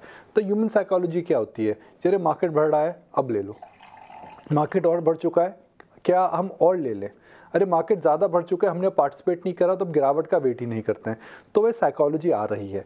तो मुझे इस बात पर अब थोड़ा, हालांकि एक मैं शॉर्ट टर्म व्यू दे रहा हूँ, मगर मुझे लगता है डिम्पी, अभिषेक, सृष्टि की अभी थोड़े दिनों के लिए, 2 4 5 दिनों के लिए, इस हफ्ते के लिए, अगले हफ्ते के लिए स्मॉल और सिलेक्ट मिड कैप्स के अंदर तेजी का रुख दिख सकता है। बिकॉज मार्केट के अंदर निफ्टी कैप हो जाएगा, आप लेवल्स पर आ चुके हैं, आप उसको अंग्रेजी में फोमो बोलिए या फिर आप उसको बोलिए जॉनी कम लेटली क्राउड, जो भी बोलिए, जब मार्केट ऊपर आता है, ग्लोबल क्यूज अच्छे होते हैं, तो जाहिर सी बात है कि अगर आपके पास पोजीशनिंग नहीं है, आपके पास अगर घर में माल नहीं है और पड़ोसी ने पैसा बना लिया, तो देखिए आप अपने आप मार्केट, मुझे लगता है वैसे ह्यूमन साइकोलॉजी का फैक्टर ऑफ प्ले रहेगा।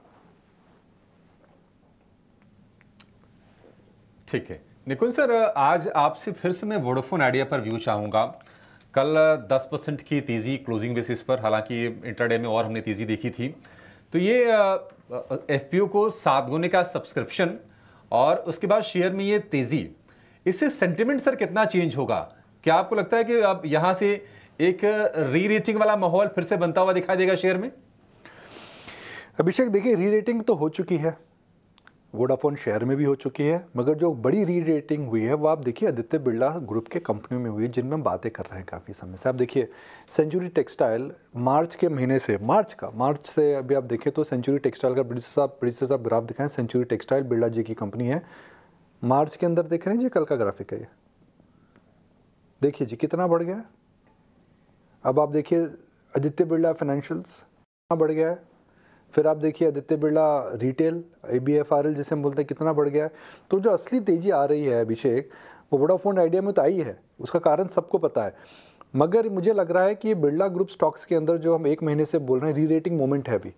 आप देखिए आदित्य बिरला फाइनेंशियल के अंदर NBFCs को मर्जर करा जा रहा है, आदित्य बिरला फैशन को स्प्लिट करा जा रहा है, सेंचुरी टेक्सटाइल कह रही है कि भई हम हिंदुस्तान की 3rd सबसे बड़ी रियल एस्टेट कंपनी बनना चाहते हैं, जहाँ की बिरला ग्रुप टेक्सटाइल सीमेंट में और कमोडिटी में था, रियल एस्टेट में कभी बड़ा नहीं था वो। अब वो बोल रहे हैं कि हम हिंडाल्को से नोवेलिस को निकाल करके US में लिस्ट करेंगे, वह पेंट का बिज़नेस लॉन्च कर चुके हैं, वो ज्वेलरी के बिज़नेस में जा रहे हैं। अचानक कितनी न्यूज़ आ रही है, जिस प्रकार से कैपिटल एलोकेशन की बातें हो रही है, मुझे एक प्रकार का एक सिमिलैरिटी मिल रही है। सिमिलैरिटी है कि जो टाटा ग्रुप ने करा था या महिंद्रा ग्रुप ने जो करा था 2020 और 2021 में, उस प्रकार की सिमिलैरिटी मुझे दिख रही है कि जो ग्रुप है अब एक कंफर्ट जोन से निकल रहा है, रिटर्न ऑन इक्विटी की बातें कर रहा है और ऐसी बातें कर रहा है जिससे शेयर बाजार उत्साहित होता है। तो वोडाफोन आइडिया के सक्सेस के बाद अगर आप देखें तो असली तेजी जो आई है अभिषेक, डिम्पी, सृष्टि, बिरला ग्रुप ऑफ स्टॉक्स के अंदर आई है। अब वोडाफोन की बात करते हैं। अभिषेक 14 रुपये के आसपास वोडाफोन है। अब FPO का शेयर जब आपके डीमैट में आएगा तो हो सकता है कि नियर टर्म के अंदर कुछ आर्बिट्राज का प्ले इसमें रहे, मगर आप लंबी अवधि के लिए अगर लेते हैं और आपके पास अगर 10 से 12, 10 रुपये, 11 रुपये से कम में FPO के शेयर आए हैं, तो मुझे नहीं लगता है कि आपको बेचना चाहिए। आपको इसलिए नहीं बेचना चाहिए बिकॉज इस सेक्टर के अंदर क्या हो सकता है आने वाले 2 या 3 साल के अंदर, मुझे लगता है कि worst is behind and the best is yet to come. किसी भी सेक्टर का वर्स्ट इज़ बिहाइंड होता है, best is yet to come होता है, तो उस कंपनी के अंदर आपको डटे रहना चाहिए।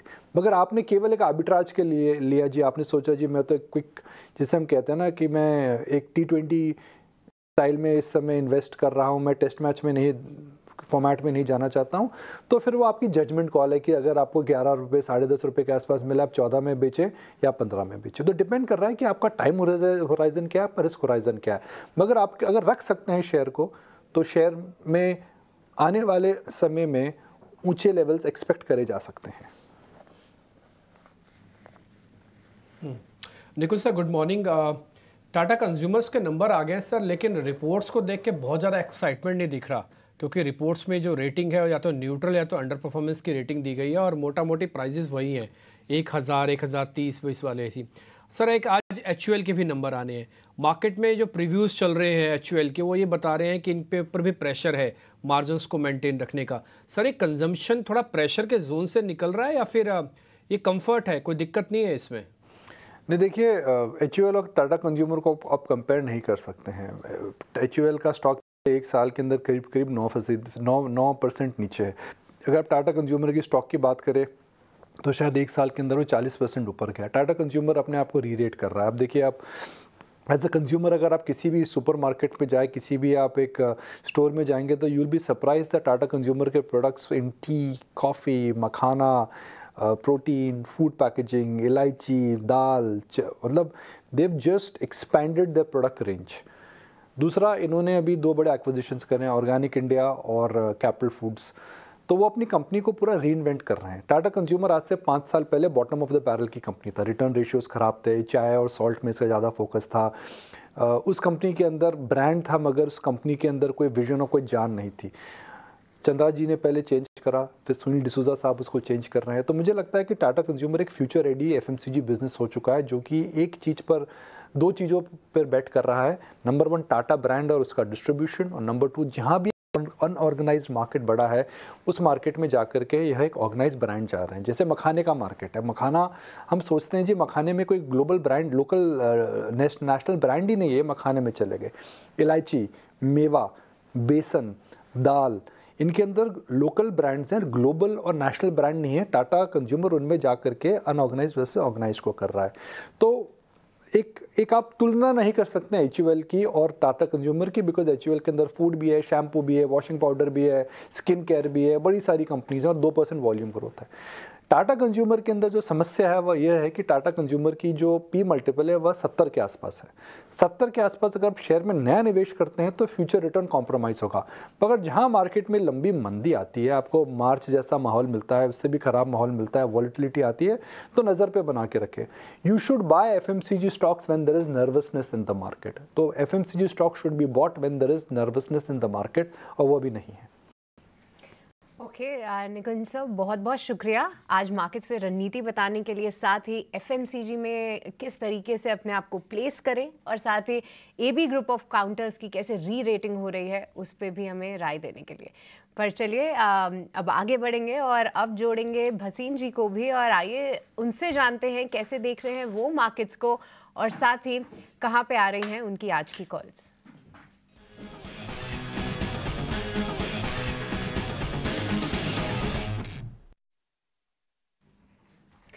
भसीन जी, बहुत बहुत स्वागत है आपका। Very good morning sir. Markets पे क्या नज़रिया बन रहा है, सबसे पहले तो ये बताइए, क्योंकि पिछले 2 दिनों से बहुत ज़्यादा तेज़ी नहीं दिख रही है निफ्टी में, पर मिड कैप और स्मॉल कैप इंडेक्स धमाल कर रहे हैं। तो अगली सीरीज के लिए क्या कुछ नज़रिया लेकर जाएं? हाँ, गुड मॉर्निंग सृष्टि, आपको, डिम्पी और अभिषेक को। याद कर लो पिछले थर्सडे आपको था 22,500 जाएगी, और उस समय जब मौका, देखो सृष्टि, मौका और भाव दोनों साथ नहीं आते। जब फियर था और जंग की बात थी उस समय आपको लेना था। जब FIs की सेलिंग एक्सेलरेट होती है और जब डम मनी निकलता है आपको उस समय लेना है। और ये मैंने 22,800 भी कहा था जब वो बेइतिहास खरीद रहे थे। तो 22,500 की एक्सपायरी है कल की, उसके लिए आप देख लीजिए। जिसने आपके चैनल को देखा वही फायदा उठा रहा है। कुछ हिंदी चैनल 20,821 का टारगेट दे रहे थे। I am just giving a disclosure. और आज आपको ये देखना है कि कल हम चाहे साधारण बंद हुए, इट इज बिकॉज रिलायंस और HDFC बैंक में रिजल्ट के बाद प्रॉफिट बुकिंग आई और वो बहुत हैवी वेट है। लेकिन देखिए आपके साथ में मारुति न्यू हाई, लीवर 2200 वाला 2275, और आपको जो वोडा आइडिया 11 पे का वो 60 टाइम ओवर सब्सक्राइब हुआ, 0.5 था जो 3 दिन से मैं चिल्ला के कह रहा था। आज उनके लिए और पॉजिटिव न्यूज आ गई कि इंडस टावर जो न्यू हाई पे, सृष्टि जी ये भी 210 पे डिम्पी जी को बहुत जोर से कहा था कि इंडस टावर री-रेट होएगा, वोडा की वापसी होएगी और cash will come on the balance sheet. आज अगर वो भी हो जाता है डील में तो that is more capital infusion into Voda Idea and the group, और ग्रुप के शेयर बहुत स्ट्रांग दिख रहे हैं। तो यहाँ पे मेरी top pick after Voda Idea आपके लिए एक शेयर है जो सब इन्वेस्टर्स को खरीदना है और पैसा इसमें बनना ही बनना है।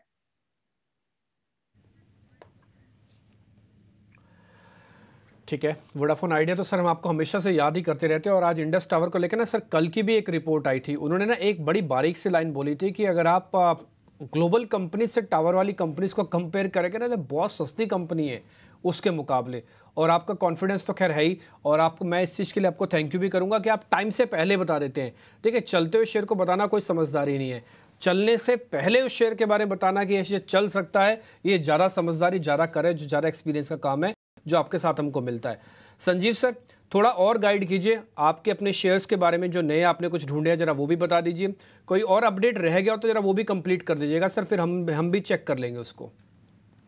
तो शेयर ऑफ द ईयर है ABFRL, Aditya Birla fashion retail limited. देखिए 25,000 करोड़ की मार्केट कैप है और ट्रेंड की मार्केट कैप 1.5 लाख करोड़ है। मैं दोनों की कंपैरिजन इसलिए पूरी नहीं कर रहा, लेकिन इतना डिस्काउंट हो ही नहीं सकता। आप कोई ब्रांड ले लिए, Allen Solly, Louis Philippe, Pantaloon, Peter England, Van Heusen, for जो आप नेम ले from lower strata to the highest, वो सब ABFRL के पास है। दास में उन्होंने 2 एक्विजिशन भी की। बाय द वे, मैंने ये 215 230 पे कहा था, शेयर में उतार चढ़ाव रहा है, लेकिन कल न्यू हाई टूटा है। और ये जो है AB बिरला ग्रुप के सारे शेयर री रेट हो रहे हैं। आपको याद है डिम्पी जी, 90 120 पे कोई पूछता नहीं था AB कैपिटल को। मैंने कहा चेंज ऑफ गार्ड, जो लेडी आई ICICI बैंक ने पूरा एक पूरा एटमोस्फियर बदल दिया। Capital raising, transparency and the stock got rerated. अब AB फैशन का रिटेल देखिए, India is a place of aspirations and clothwear is a personal choice. Tier 2 tier 3 में अपग्रेडेशन बहुत स्ट्रांग है, और ABFRL caters to all categories of consumption and needs। मुझे लगता है ये शेयर 350 भी कम है जो मेरे हिसाब से भाव है, लेकिन 350 तो आया ही आया। उसके ऊपर आपको अपने आप एनालिसिस करनी है, रिस्क रिवॉर्ड कहाँ है।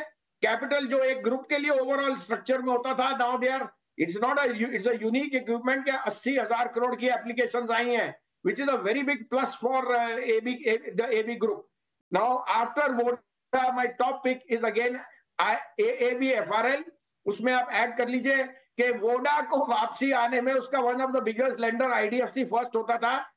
मेरे को ट्रिपल डिजिट दिख रहे हैं, 100 रन आ रहे हैं IDFC फर्स्ट। उसका राइट बैक ही आप देखना वोडाफोन में कितना प्रॉफिट देगा अगले 2 क्वार्टर में। और नीचे से जो उनका निम और liability franchise one of the best.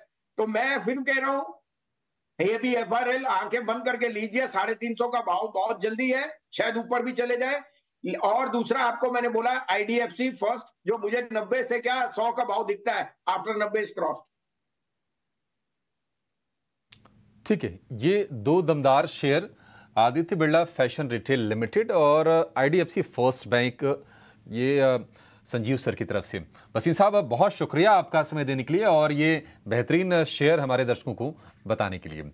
आगे बढ़ेंगे और आगे बढ़ने पर अब कुछ नतीजों को भी फटाफट चेक करते जाते हैं, क्योंकि समय थोड़ा सा कम है और शेयर्स हम कहें या फिर नतीजे कहें, उनकी लिस्ट थोड़ी सी लंबी है। MCX पर जरा एक व्यू लेंगे आपसे सोनी, क्योंकि हम देख रहे हैं कि शेयर में लगातार तेजी भी है। नंबर्स इन क्या है? अनुमान मुताबिक आय में 35% की ग्रोथ है। एबिडा के फ्रंट पर देखें तो बहुत अच्छा शानदार ग्रोथ है। मार्जिन भी बढ़िया इंप्रूव किया है। अच्छे नंबर से कुल मिला जुला के अगर हम कहें तो शेयर आपको कैसा लग रहा है? 4,000 के ऊपर जाकर अभी ट्रेड कर रहा है। जी अभिषेक जी, MCX कल 4,000 के ऊपर क्लोज दिया है। ऑप्शन चेन ब्रेकआउट है यहाँ पे क्लियरली। इनफैक्ट अगर हम इंट्राडे चार्ट्स भी देखेंगे तो वहाँ भी एक इंट्राडे ब्रेकआउट ही था कल, और यहाँ से करंट लेवल पे आज के लिए 4050 4060 के रेंज में एक स्मॉल हर्डल है, बट अगर क्रॉस करता है तो आपको 4200 लेवल्स भी नजर आ सकते हैं। MCX में काफी मल्टीपल सपोर्ट्स बन चुके हैं। अभी इमीडिएट के लिए हम देख सकते हैं कि 4,1380 पे काफी स्ट्रॉन्ग सपोर्ट है, बट अगर थोड़ा सा मीडियम टर्म के लिए हम यहाँ पे एनालाइज करें सपोर्ट को, तो 3700 3600 के रेंज में बहुत स्ट्रॉन्ग सपोर्ट है। सो स्टॉक को आप होल्ड कर सकते हैं मेरे ख्याल से। अभी यहाँ से बहुत ज्यादा आपको आज इम्पैक्ट नहीं नजर आएगा, on the down side limited रह सकता है। सो 4200 टारगेट्स के लिए आपको होल्ड कर सकते हैं। ठीक है, MCX के लिए 4200 रुपए तक के टारगेट के लिए आप इसको होल्ड करिए MCX को। ब्रेक के बाद विनीत सर आपके पास आएंगे। उम्मीद करते हैं कि ऑडियो का जो इशू था ठीक हो गया होगा। टाटा एलेक्सी पर सर आप बातचीत अपनी कर रहे थे, कोई राय दे रहे थे, बताइए सर। नहीं, टाटा एलेक्सी डेफिनेटली बहुत ही बढ़िया शेयर है, और हमारे हिसाब से इसमें जो एक उनके क्लाइंट का मर्जर हुआ था जिसकी वजह से थोड़ा रेवेन्यू में फॉल आ गया है, बट हमें लगता है कि आगे जाके डेफिनेटली प्रॉपरली ये शेयर रिज्यूम करेगा अपनी ट्रेंड, तो ये डिक्लाइंस में आपको डेफिनेटली बाय करना चाहिए। ठीक है, गिरावट पर खरीदारी करने की सलाह है टाटा एलेक्सी के शेयर में। कल हमने देखा था कि भारतीय एयरटेल के शेयर में कल बढ़िया वाली तेजी दिखी और निफ्टी का दूसरा सबसे ज्यादा चढ़ने वाला शेयर था। सिटी की एक रिपोर्ट भी आई है, उन्होंने अपनी खरीदारी की राह तो बरकरार रखा ही है, लक्ष्य को 1305 रुपए से बढ़ाकर 1520 रुपए प्रति शेयर कर दिया है, यानी कि 115 रुपए का लक्ष्य बढ़ाया है। और उनका मानना है कि FY26 में आरपू यानी कि एवरेज रेवेन्यू पर यूजर में 3% की बढ़ोतरी संभव है। इस पर संतोष जी आपसे व्यू चाहेंगे, भारतीय एयरटेल क्या आज भी ये तेजी दिखेगी, शेयर में कंटिन्यू रहेगी? ये भारतीय एयरटेल की बात करें तो बहुत ही स्ट्रॉन्ग बुलिश मोमेंटम में, हालांकि एक अच्छी तेजी के बाद स्टॉक थोड़ा सा ट्रेंड लाइन रेजिस्टेंस के पास रहेगा। 1360 का एक रेजिस्टेंस है, थोड़ा सा ओवरबॉट भी है, तो मे बी आज गैप अप ओपनिंग के बाद फिर से थोड़ा प्रॉफिट बुकिंग आ जाए, लेकिन ओवरऑल स्ट्रक्चर काफी बुलिश है। अगर कोई प्रॉफिट बुकिंग भी आता है तो मेरे हिसाब से खरीदारी के मौके ढूंढना चाहिए, बट मेरे हिसाब से कोई ट्रेडिंग इंटरडे ट्रेडिंग के लिए देखना चाह रहा है तो आज अवॉइड करना चाहिए। ठीक है सोनी, अब जरा 2-4 शेयर मैंने निकाले हैं, जरा फटाफट से आप बताते जाइएगा, प्रोड्यूसर्स आप उस पर स्टैंपिंग करते जाइएगा। हाँ, बाय सेल वड़ेवर जो भी मिले हमको। पहला शेयर आप मोइल का चेक कीजिए, MOIL मोइल। हमको लग रहा है एक नई जर्नी की तरफ जा सकता है वेदांता के साथ साथ, जैसे वेदांता चला ना ऐसे मोइल भी चलेगा आगे भी। और एक बार जरा देखना मोइल, MOIL। जी डिम्पी जी, मॉल में काफी स्ट्रॉन्ग ब्रेकआउट है, volume action price action breakout कल काफी स्ट्रॉन्ग है 365 के ऊपर, तो यहाँ पे 365 360 का एक बहुत स्ट्रॉन्ग सपोर्ट बन गया है एंड अपसाइड यहाँ पे आपको 420 नजर आए। ठीक है, 420 तक जा सकता है, तो नए वाले अंदर भी आ सकते हैं, यानी कि बाय का स्टैंपिंग लगेगा इसमें। और पुराने वाले को तो क्या ट्रेल करना है। आप इंडिकेटिव टिक्स आना शुरू हो गए, इसलिए पहला टिक ही आपको मॉइल का दिखा रहे हैं, ये फिर से 1.5 रुपये ऊपर खुल रहा है, बाय का स्टैंप लगाइए। दूसरा एक शेयर है अब बायोकॉन, सोनी यही आपको भी चेक करना है। बायोकॉन ये अगली सीरीज के हिसाब से मैं लेना चाहता हूँ, तो मैं सीरीज में अपना स्टॉप लॉस टारगेट लगाऊंगा। मैंने चार्ट पे ड्रॉ भी करा, वीकली चार्ट मेरे पास बेस है, बस मेरे को तेजी चाहिए इसके अंदर, बेस तो बना हुआ है मेरे पास। जी वीकली चार्ट्स में हम देखेंगे तो एक बुलिश एंगल्फिंग कैंडल पैटर्न बनाने की कोशिश कर रहा है, और यहाँ पे एक रेजिस्टेंस है 285 का, अगर क्रॉस कर पाता है 285 के रेजिस्टेंस को तो आपको अपसाइड डेफिनेटली नजर आ सकता है 310 315 के तरफ। ठीक है, एक शेयर मैं आपसे और चेक कराता हूँ, ये एक्चुअली में BSC का शेयर है, अगर आपके पास वो स्क्रीन पर आ पाए तो GMR power and urban infra के नाम से है कंपनी, जरा दिखा पाएंगे? 63 रुपये की कंपनी है GMR पावर एंड अर्बन, ये मैंने दिखा दी चार्ट से आपको। एक बार सोनी आपको दिखेगा ये शेयर, आपके टर्मिनल पे आ रहा है? GMR लिखो, आपके पास आ जाएगा, BSC का सामने कोड आएगा। जी डिम्पी जी, यहाँ पे हम देखेंगे तो 57.8 के लेवल से एक अच्छा ब्रेकआउट कर दिया है, वॉल्यूम्स पे काफी स्ट्रॉन्ग है, सो कंटिन्यूड यहाँ पे मोमेंटम रहेगा ऑन दी अपसाइड। आपको यहाँ 670 72 के रेंज तक नजर आ सकता है। 72 तक ये शेयर जा सकता है, और आज इस सर्किट पे खोल रहा है 5% के, यही तो अपॉर्चुनिटी लॉस्ट हो जाता है कि शेयर अच्छा मिलता है, ब्रेकआउट मिलता है, नेक्स्ट डे आप सर्किट लगा देते हैं। अच्छी बात है सिर्फ 5% का सर्किट है, नहीं तो आपके हाथ से हर दिन 10 या 20% चले जाते। कोई बात नहीं, कुछ एक और शेयर जरा चेक करवा लेते हैं जहाँ पर आपको मार्केट का मोमेंटम आएगा। मैप माई इंडिया, एक बार जरा ये चेक करना संतोष सर, ये आपको चेक करना होगा। आप मैप माई इंडिया, आप जरा मेरे को ये देख के बताइए, मैप माई इंडिया के अंदर पोजीशन ले सकते हैं क्या? यस डिम्पी, मैप माई रिकमेंड भी किया है, आपने 1850 के लेवल से रिकमेंड किया और होल्ड करने के लिए सजेस्ट किया। मुझे लगता है स्टॉक आपके पोर्टफोलियो में होना चाहिए, किसी का ट्रेडिंग का नजरिया है तो भी व्यू बुलिश है। ऑन इमीडिएट बेसिस 2100 का टारगेट नजर आता है, 2100 क्रॉस करता है तो इसने जो रिसेंट हाई लगाए थे करीबन 2340 के आसपास के, वो फिर से देखने को मिलेंगे। तो स्टॉक का स्ट्रक्चर भी बहुत अच्छा है, फंडामेंटल भी एक स्ट्रॉन्ग कंपनी है।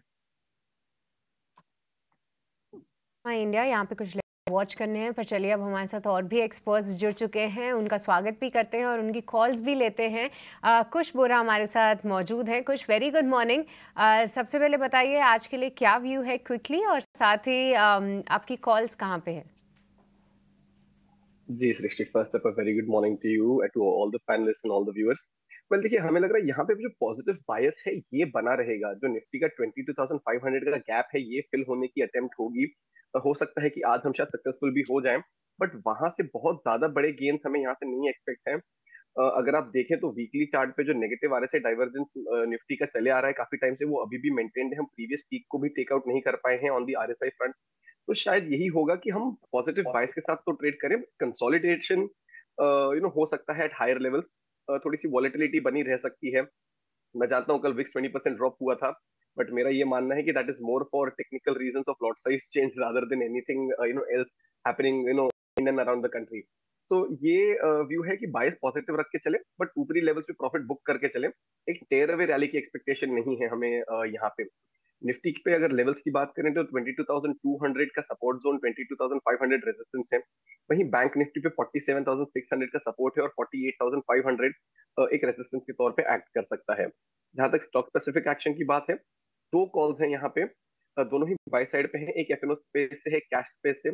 पावर स्पेस में अच्छा खासा ट्रैक्शन है और टाटा पावर हमें लग रहा है यहाँ से एक अच्छा कंसोलिडेशन का फेज कंप्लीट करके अपसाइड के लिए रेडी हो रहा है।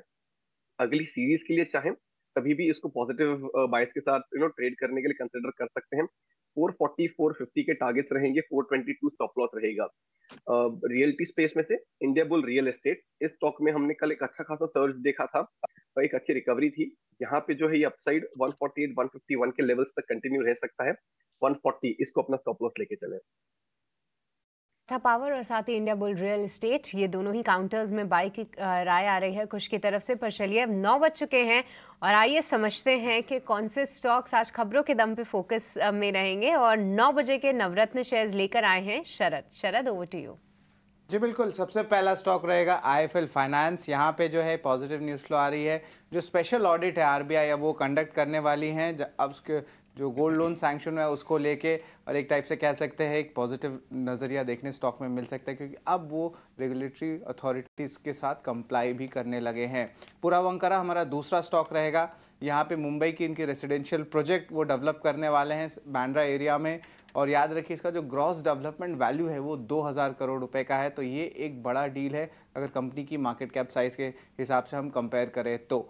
तीसरा स्टॉक रहेगा वरुण बेवरेजेस, और यहाँ पे पेप्सिको ने जो है, जो ग्लोबल पेप्सिको कंपनी है, उन्होंने कहा है कि भारत के बिजनेस में एक हाई सिंगल डिजिट ग्रोथ, यानी 7 से लेकर 9% तक का ग्रोथ जो है जनवरी और मार्च के क्वार्टर में देखने मिला है। अब वरुण बेवरेजेस जो है बॉटलर है पेप्सी के प्रोडक्ट्स का, तो इसलिए स्टॉक में आज पॉजिटिव मोमेंटम देखने मिल सकता है। अर्निंग स्पेसिफिक अगर बात करूँ तो 361 वेल्थ एसेट मैनेजमेंट के नतीजे शानदार देखने मिले हैं, और हमने देखा है कि वेल्थ मैनेजमेंट कंपनी स्पेशली जो प्राइवेट वेल्थ है उसमें जो है अच्छी बाइंग देखने मिली है। आप नोवामा देख लीजिए, आप देख लीजिए ओवरऑल ICICI प्रूडेंशियल हमारा अगला स्टॉक रहेगा यहाँ पे। लेकिन देखिएगा थोड़े वीक सेट ऑफ नंबर्स देखने मिल रहे हैं यहाँ पे। पैट, नेट प्रीमियम इनकम, या सारे ही पैरामीटर जो एनालिस्ट एस्टिमेट के नीचे आए हैं। हमारा छठवां स्टॉक रहेगा इंडस टावर्स फोकस में। ईटी की रिपोर्ट आ रही है कि भारतीय एयरटेल की बातचीत चल रही है कि जो इंटरनेशनल वोडाफोन आइडिया PLC है उनका वो 21% स्टेक ले सकते हैं इंडस टावर्स में, और वोडाफोन PLC जो है ऑफकोर्स जो बेचेगी उसका जो फंड प्रोसीड्स है वो वोडाफोन इंडिया में लगा सकती है। इसका जो इंडसइंड का जो बैंक है इंडस टावर्स का, वोडाफोन PLC का, वो लगभग आप कह सकते हैं 20,400 करोड़ तक का है, और करंट स्टेक अगर भारतीय एयरटेल की बात करें तो इंडस टावर्स में रफली 48% स्टेक है। तो ये बढ़ के जो है ऑफकोर्स आप कह सकते हैं ऑलमोस्ट 70% हो सकता है। डिक्सन टेक और मर्क इलेक्ट्रॉनिक्स भी फोकस में रहने वाला है। रिलायंस अभी फाइनलाइज कर रही है एक पैक्ट जहाँ पे वो अपनी इन हाउस कंज्यूमर अप्लायंसेस को जो है वो डेवलप करेगी, जिसका ब्रांड का नाम वजीर है। तो शुरुआती में वो कॉन्ट्रैक्ट मैन्युफैक्चरर्स को देंगी। इसमें डिक्सन टेक और मर्क इलेक्ट्रॉनिक्स जो ओनिडा की होल्डिंग कंपनी है वो फोकस में आती है, और बाद में रिलायंस जो है अपनी प्लान्स खुद सेटअप करने वाले हैं। हमारा 8वां स्टॉक रहेगा बिग बोल्ड ब्रोकरेज। इन्वेस्टिक की रिपोर्ट आई है, सिप्ला पे मेंटेन बाई रखा है, टारगेट प्राइस है 1550 रुपीज़ पर शेयर का, इनिशिएट लॉन्ग फास्ट किया है, और यहाँ पे जो है अपग्रेड्स देखने मिल सकती है क्योंकि उनके US की जो मार्केट है वहाँ पे एक बुलिश नज़रिया देखने मिल रहा है। हमारा आखिरी स्टॉक वो है हमारा खबर, वो फोकस में रहेगा न्यूलैंड लैब्स। यहाँ पे हैदराबाद में उनकी एक इम्पॉर्टेंट फैसिलिटी है जो सिर्फ एस्पेरियन को केटर करती है, तो यूनिट 3 उसको कहते हैं। तो उसका ऑपरेशनल जो है अनाउंसमेंट आने वाले हफ्तों में देखने मिल सकता है, और एनालिस्ट का मानना है कि बड़ी सेल्स आ सकती है इस कोलेस्ट्रॉल लोअरिंग प्रोडक्ट को लेके जो ये बनने वाली है इस प्लांट में। तो इसके कारण न्यूलैंड लैब्स भी फोकस में रहेगा। ये 9 स्टॉक्स है जो आपको रडार में रखना चाहिए। बहुत बहुत शुक्रिया शरद, ये पूरी लिस्ट लाने के लिए। तो ब्रोकरेजेस की कॉल कहाँ पे है, खबरों के दम पे कहाँ एक्शन दिखेगा, साथ ही खबर के दम पे न्यूलैंड लैब्स पे भी रहेगी नज़र। पर चलिए अब हमारे साथ और भी मेहमान जुड़ चुके हैं, उनसे समझेंगे कि कहाँ पे कॉल्स है। स्वागत करेंगे सुमित मूलचंदानी का। Sumit, very good morning. कुछ ही समय रह गए हैं मार्केट खुलने में, क्विकली बताइए कहाँ पे हैं आपकी आज की calls. Hi, good morning to all. तो यहाँ पे 2 बाय कॉल्स रहेंगे, दोनों का नजरिया जो है करीबन 1 से 2 महीने का रहेगा।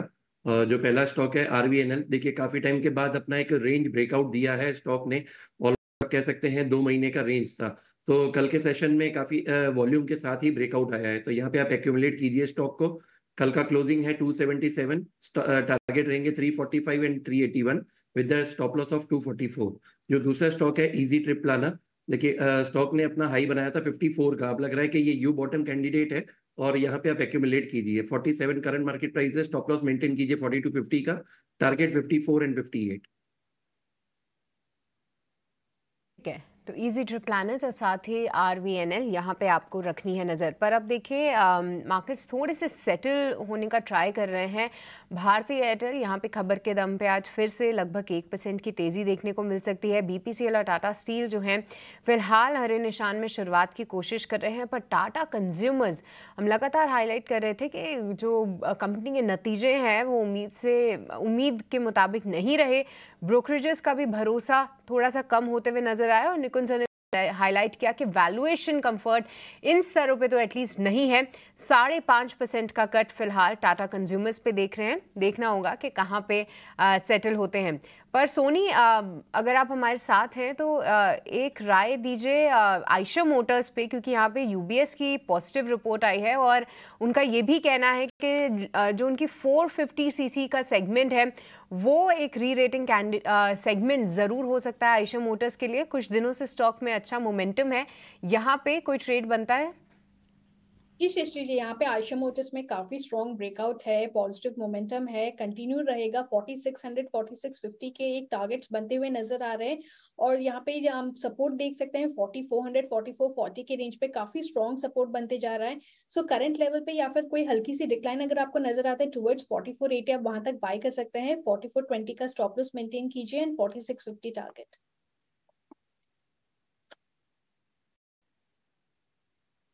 डिम्पी थोड़े से सेटल होने की कोशिश कर रहे हैं। 50 अंकों की बढ़त जो है निफ्टी 50 और निफ्टी बैंक 150 अंकों की तेजी दिखा रहा है। पर पिछले 2 दिनों से जैसा कि आप हाईलाइट भी कर रहे थे कि ये बढ़त जो है एक ओपनिंग टिक के बाद सस्टेन नहीं होती। क्या आज भी वैसे ही कुछ डेटा पॉइंट्स और वैसा ही कुछ एनालिसिस है या फिर कुछ बदलाव है एक्सपायरी को लेकर? देखिए, आप बार बार किसी भी चीज़ को हिट करेंगे, इसका मतलब आपके इंटेंशन बहुत क्लियर है कि आप उसको ब्रेक करना चाहते, नहीं तो आप बार बार हिट क्यों करेंगे उस चीज़ को। तो आज मार्केट ने फिर से हिट किया वही 450 550 वाली रेंज को। इसका मतलब मार्केट की इंटेंशन है कि इस रेंज पे इसको हिट करके ब्रेक किया जाए। जैसे मैं शुरुआत में कह चुका कि मार्केट के पास थकावट नहीं है, लेकिन इसके पास एक ही चीज़ की कमी है, वह फ्यूल। ये फ्यूल जनरेट कर सकता है, ऐसा नहीं कि आ नहीं सकता इसके पास। इसलिए मैं पहले 10 से 15 मिनट ज़रूर वेट करूंगा। मेरे पास कोई भी रीज़न नहीं है कि मैं 450 से 550 वाली रेंज को बिना ब्रेक किए इससे पहले ले। मान लीजिए बाजार रुक गया तो फिर मेरे को 200 पॉइंट नीचे जाना पड़ेगा रिकवरी करवाने के लिए। तो इसलिए मैं अभी नहीं रहूंगा, या तो मेरे को 450 550 की रेंज का ब्रेकआउट मिल जाए उसके बाद लूंगा, या तो मैं डिप पे लूंगा 22,200 का। हाँ, ये अच्छा मौका उन लोगों के लिए हो सकता है जिनको अपना हाथ बदला करना है या इस सीरीज में अपने आप को फ्री करना है, अगली सीरीज में जाना है, तो उनके लिए अच्छा मौका है कि सीरीज का जो एंड है वो आपको हायर नोट पे करवा के जा रहा है। Same with bank Nifty. Bank Nifty भी 48,150 के आसपास खुल रहा है, 120 का पॉइंट है, 150 पॉइंट बढ़त के साथ। तो ये भी वहीं पे ही है 48,000 48,200। लेकिन मैं फिर भी बोलूंगा bank Nifty put call ratio के हिसाब से थोड़ा सा ज्यादा फेवर में है बुल के, इसलिए अगर 48,200 को पार कर दे, क्योंकि इसका ना रोल ओवर उतना स्ट्रांग नहीं हुआ अभी। रोल ओवर की स्पीड पकड़ेगा ना तो ये ड्रैग करके ऊपर की तरफ धकेलेगा और ऊपर भी जा सकता है। तो वॉलेटिलिटी इंडेक्स आज जरूर चेक करके रखिएगा। साथ में कल तो 20% का शेडिंग हुई है, अगर विक्स आज करीब 5 से 7% बढ़ता है तब कोई दिक्कत नहीं, इससे ज़्यादा बढ़ेगा तब रुक जाइएगा, तब लॉन्ग पोजीशंस बनाते समय थोड़ा रुकना होगा। 5 से 7% विक्स की कोई प्रॉब्लम नहीं है, ऐसी कोई खास बड़ी दिक्कत आएगी नहीं। तो इसलिए मेरे लिए निफ्टी और बैंक निफ्टी में वेट एंड वॉच है। मैं तो 48,200 की पार होने की वेट करूंगा, नहीं तो फिर वापस नीचे आके प्लस करूंगा। तो ये दोनों के लेवल्स पे मैंने अपना व्यू पॉइंट डाटा के अकॉर्डिंग रख दिया। अब आ जाता हूँ जरा मैं निफ्टी के टॉप गेनर्स पे। बाजार में आज कौन कौन से शेयर बढ़िया से खुल रहे हैं जरा मैं वो आपको दिखाता हूँ। स्क्रीन पर दिखाइएगा। BPCL खुलेगा 0.5% ऊपर, टाटा स्टील खुलेगा 0.5% ऊपर, NTPC खुलेगा, भारतीय एयरटेल खुलेगा, भारतीय एयरटेल खुलते फिर से हाई लगाएगा, आयशर मोटर खुलते ही हाई लगाएगा, ग्रासिम खुलते ही हाई लगाएगा। आज अपना ये 52 वीक हाई है, ये सारे के सारे शेयर खुलते ही हाई लाएंगे। टाटा कंज्यूमर्स आपको पता है नंबर हमें तो एक्साइटिंग कहीं नहीं लगे, और हमने तो रिपोर्ट्स का हवाला देके बोला कि ना ही रिपोर्ट्स में कहीं अपग्रेडेशन आया ना ही कुछ, या तो न्यूट्रल कह रहे हैं या तो होल्डिंग कह रहे हैं, इस तरह कुछ भी नहीं हो रहा था। टाटा कंज्यूमर्स के अंदर 5-5.5% की गिरावट है। शायद HUL के अंदर भी ये एक तरह का रब ऑफ इफेक्ट डालेगा, देखेंगे क्या होता है, क्योंकि उसके पास भी प्रेशर है वॉल्यूम और मार्जिन को मेंटेन रखने का। M&M, HDFC लाइफ जैसे हैं उनमें गिरावट तो है लेकिन वो बेहद कम है, ज़्यादा बड़ी दिक्कत नहीं है। वोडाफोन आइडिया आपको स्क्रीन पर दिखाता हूँ, आज हल्की सी प्रॉफिट बुकिंग करेगा। शुरुआत में करीब 4% का कट ओपनिंग में ही वोडाफोन आइडिया पे आपको लगता हो दिखेगा। ये उन लोगों का पैसा सिस्टम से आएगा जो लोगों का बस FPO आए हैं। अब वो FPO के एडजस्टमेंट्स के लिए हो रहा है सारा कुछ, एक बार एडजस्ट हो गया फिर से नई चाल पकड़ लेगा, इसलिए ये भी दिखाना आपको जरूरत था। 3-4 शेयर और जरा स्क्रीन पे दिखा दीजिए, समय अभी 30 सेकंड्स का।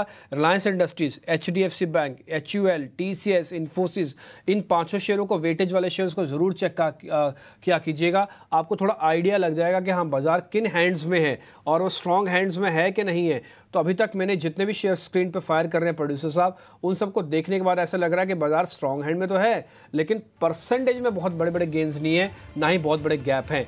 मैं आज फिर से IT पे नज़र रखूंगा। वैसे ऐसा कोई प्रॉब्लम मेरे को बाजार के अंदर दिख नहीं रही है। कोई डिप मिल जाए तो और अच्छा है, नहीं तो कोई बात नहीं, ऐसी कोई प्रॉब्लम है नहीं।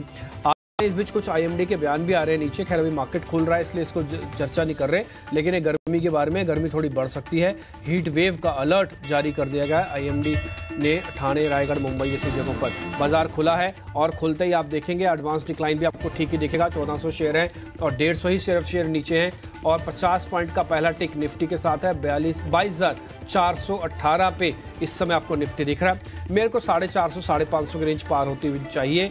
जब तक पार नहीं होगी, मेरा कन्विक्शन हाई नहीं होगा, मैं ठीक है, मैं बाजार के साथ रहूंगा जरूर, लेकिन मैं परचेज नहीं कर पाऊंगा क्योंकि मेरे को पैसे नहीं बनेंगे।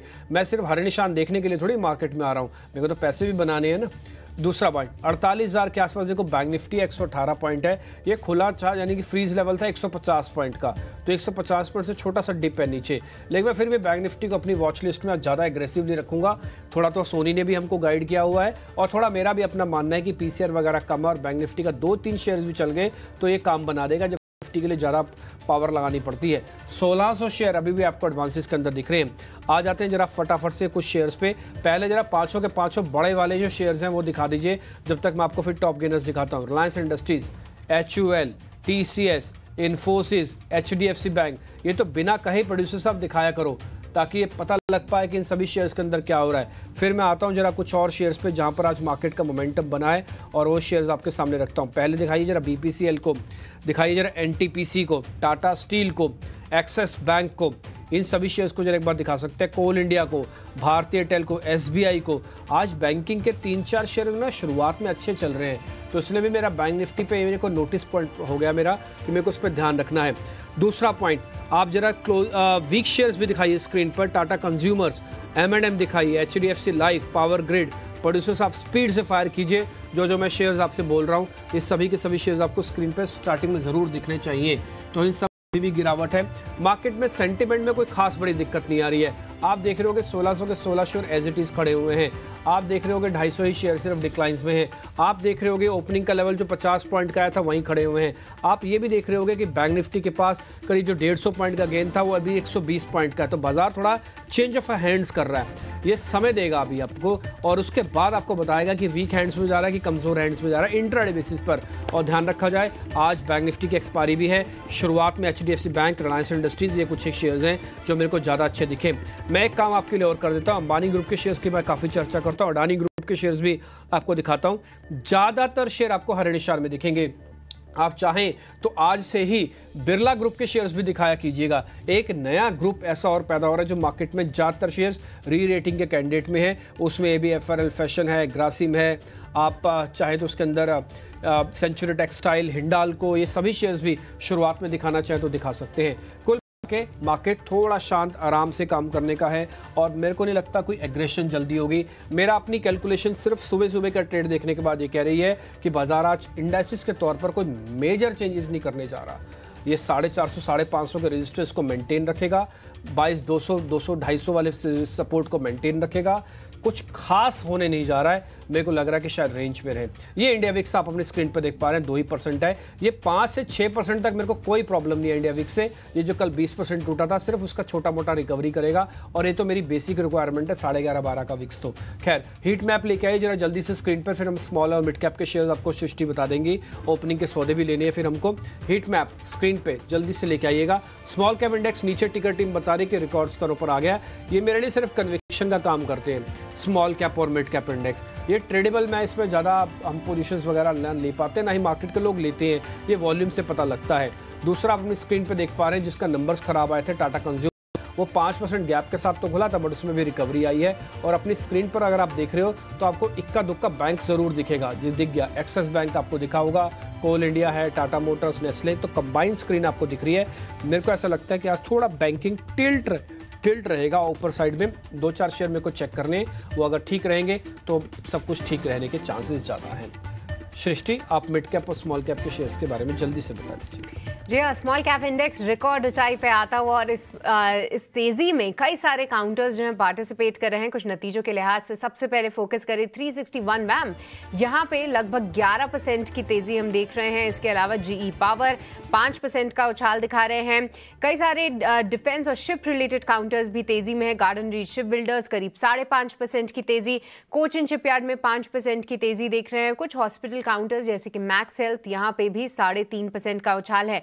पर कुछ केमिकल काउंटर्स पे भी नजर रखिए क्योंकि जैसा कि हमारे एक्सपर्ट्स भी हाईलाइट थे कि वहां पे एक काफी अच्छा मोमेंटम दिख रहा है। हिमाद्री स्पेशलिटी केमिकल्स एक उनमें से है जहां पे करीब 4% की तेजी है। इसके अलावा हमारा राजा, यहाँ पे हमने कल देखा था कि 10-12% का उछाल था, आज वो कंटिन्यूड इफेक्ट करीब 2.5% की यहाँ पे तेजी दिख रही है। और इसके अलावा तानला प्लेटफॉर्म्स यहाँ पे 9% का उछाल दिखा रहा है। मॉइल ऑल टाइम हाई पे आता हुआ 2.5% की तेजी मॉइल का काउंटर भी आपको दिखा रहा है। पर कुछ गिरने वाले शेयर्स की बात जरूर करें तो हुतामाकी इंडिया, यहाँ पे 7% की कमजोरी है। और कुछ लार्ज कैप स्पेस में टाटा एलेक्सी 5.5% कमजोर है। एक्साइड इंडस्ट्रीज, जहां हमारा राजा के लिए एक पॉजिटिव खबर आई थी, वहां पे जोश देख रहे हैं, पर एक्साइड इंडस्ट्री में जो थोड़ा सा मोमेंटम था अब हम देख रहे हैं कि थोड़ा सा फिजल आउट वो जरूर हो रहा है।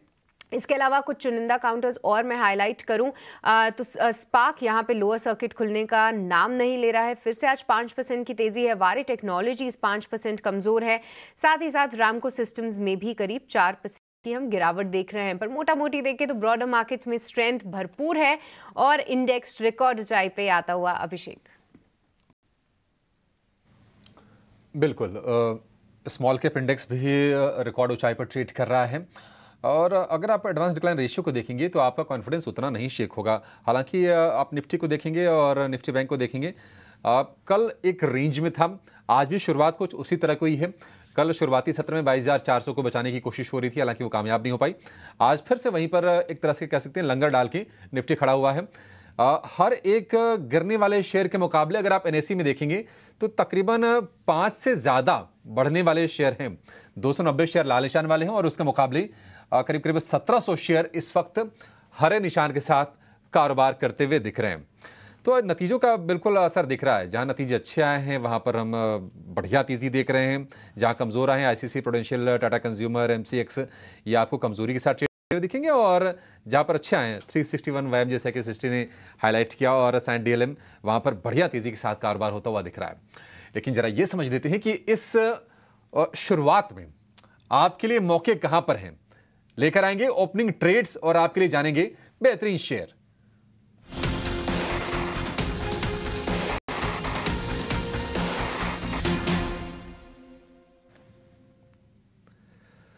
ओपनिंग ट्रेड की शुरुआत करेंगे कुछ आपसे। बताइए, गुड मॉर्निंग, कौन से शेयर हैं आपके, क्या आपने स्पॉट किया अभी? वेरी गुड मॉर्निंग अभिषेक। एक शेयर जो पिछले कुछ सेशन से अच्छा खासा अपसाइड दिखा रहा है वो है थॉमस कुक। ये हमारे रेडार पे है। यहाँ से भी हमें लग रहा है कि जो अपसाइड है ये एक्सेलरेट हो सकता है। 220 तक के टारगेट्स यहाँ पे देखने मिल सकते हैं। तो थॉमस कुक को अपने रेडार पे रखें 220 के नियर टर्म टारगेट्स के लिए। और जो आपका स्टॉप लॉस यहाँ पे होगा वो होगा 207 का। हो सकता है कि 220 ऊपर भी निकल जाए, but that's a positional call और वो फिर हम शायद उस लेवल के बाद डिस्कस करें। बट थॉमस कुक का जो मोमेंटम है ये काफी काबिल तारीफ है। इसे बिल्कुल अपने रेडार पे रखना चाहिए।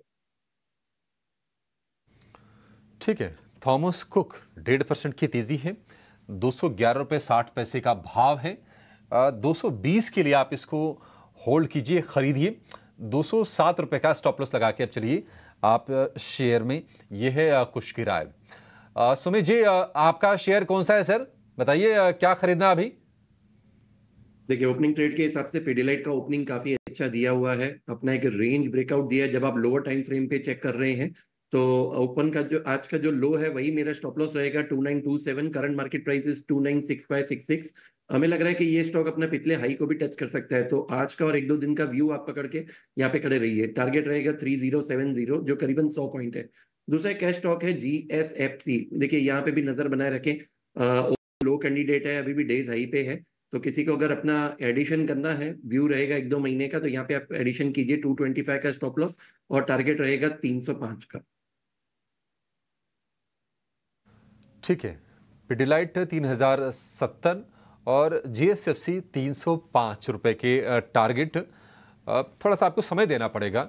ये थोड़े से पोजिशनल व्यू भी देते हैं सुमित जी, और उसके लिहाज से ये दोनों के दोनों शेयर बढ़िया शेयर आपके लिए चुन के लेकर आए हैं। पिडिलाइट तो वैसे भी काफ़ी बढ़िया शेयर है। आपसे जानना चाहेंगे संतोष जी, आपके शेयर कौन से हैं ओपनिंग ट्रेड के लिए? आपने क्या चुने हैं? यस, मेरी नजर फर्टिलाइजर स्टॉक्स पर है। आप देखो GNFC, GSFC, चंबल फर्टिलाइजर, सभी स्टॉक्स में एक अच्छा मोमेंटम है। तो एक चंबल फर्टिलाइजर देख सकते हैं। हालांकि स्टॉक ऑलरेडी 3.5% प्लस है, बट मुझे लगता है और तेजी बनेगी इस काउंटर में। यहाँ पे खरीदारी कीजिए। 410 रुपए तक के टारगेट देखने को मिल सकते हैं। 389 का स्टॉप लॉस रहेगा। ठीक है, 389 रुपए का स्टॉप लॉस चंबल फर्टिलाइजर के लिए। 4% ऑलरेडी ऊपर है, मोमेंटम में भी शेयर है। 394 रुपए का भाव है। इसमें आपको खरीदारी करने की सलाह दे रहे हैं। 410 रुपए के टारगेट के लिए 389 रुपए के स्टॉप लॉस के साथ। तो ये हमारे सभी के सभी एक्सपर्ट्स की ओपनिंग ट्रेड्स हो गए। विनीत सर आपके पास आएंगे और आपसे जानेंगे इस बाजार में जो नतीजे आए हैं उसके बाद आपका कन्विक्शन कहां पर है। कुछ रिजल्ट के इम्पैक्ट वाले शेयर आप बताएंगे जहां पर आपको लगता है कि निवेश के लिहाज से अगर कोई लंबा नजरिया लेता है तो एक फायदे वाला सौदा साबित हो सकता है। नेटवर्क्स तो बहुत ही बेहतरीन रिजल्ट दिया था। हमें लगता है कि ये बहुत अच्छी तरह से परफॉर्म करेगा। तो ये हमें लगता है कि अगर आप 1 साल के निवेश के हिसाब से आप खरीद लोगे इसको, तो आपको इसमें काफी अच्छी तरह से रिटर्न्स आ सकते हैं। दूसरा एक जो स्टॉक जिसका अभी तक नजरिया नहीं आया है लेकिन जो अच्छा लगता है वो है आपका इंडिया बुल्स रियल एस्टेट। ये आपको अभी भी लार्ज रियल एस्टेट प्लेस में सबसे सस्ता शेयर है और हमें लगता है कि ये स्टॉक आपको मल्टी बैगर रिटर्न दे सकता है अगर आप इसको 2 से 3 साल तक होल्ड करें। इंडिया बुल्स रियल एस्टेट और तेजस नेटवर्क्स। तेजस नेटवर्क्स रिजल्ट से एक दिन पहले भी चला, करीब 20% रिजल्ट आ गया, उसके बाद भी फिर 20% चढ़ा, तो 2 दिन में करीब 40% की तेजी के बाद अच्छी चीज़ है कि थकान नहीं दिख रही है। तेजस नेटवर्क्स आपको अभी भी दिखेगा करीब ये सिर्फ आधे % नीचे आपको कारोबार करता हुआ, तो बढ़िया तेजी आप उम्मीद करके चलिए। और दूसरा शेयर है इंडिया बुल्स रियल एस्टेट। कुछ और शेयरों पर जरा नजर डालते हैं। एक राय आपसे चाहिए ट्रांसफॉर्मर्स एंड रेक्टिफायर्स पर विनीत सर। ये शेयर लगातार चल रहा है, मतलब लगातार हम देखें कि अपर सर्किट पे चल ही रहा है शेयर। ये कितनी स्टीम बाकी है इसमें? क्या अभी भी ये ठीक है? किसी को अगर मौका मिलता है तो, मौका मिलना थोड़ा मुश्किल लग रहा है इसमें वैसे, क्या करना चाहिए इसमें ट्रांसफार्मर्स एंड रेक्टिफायर्स में?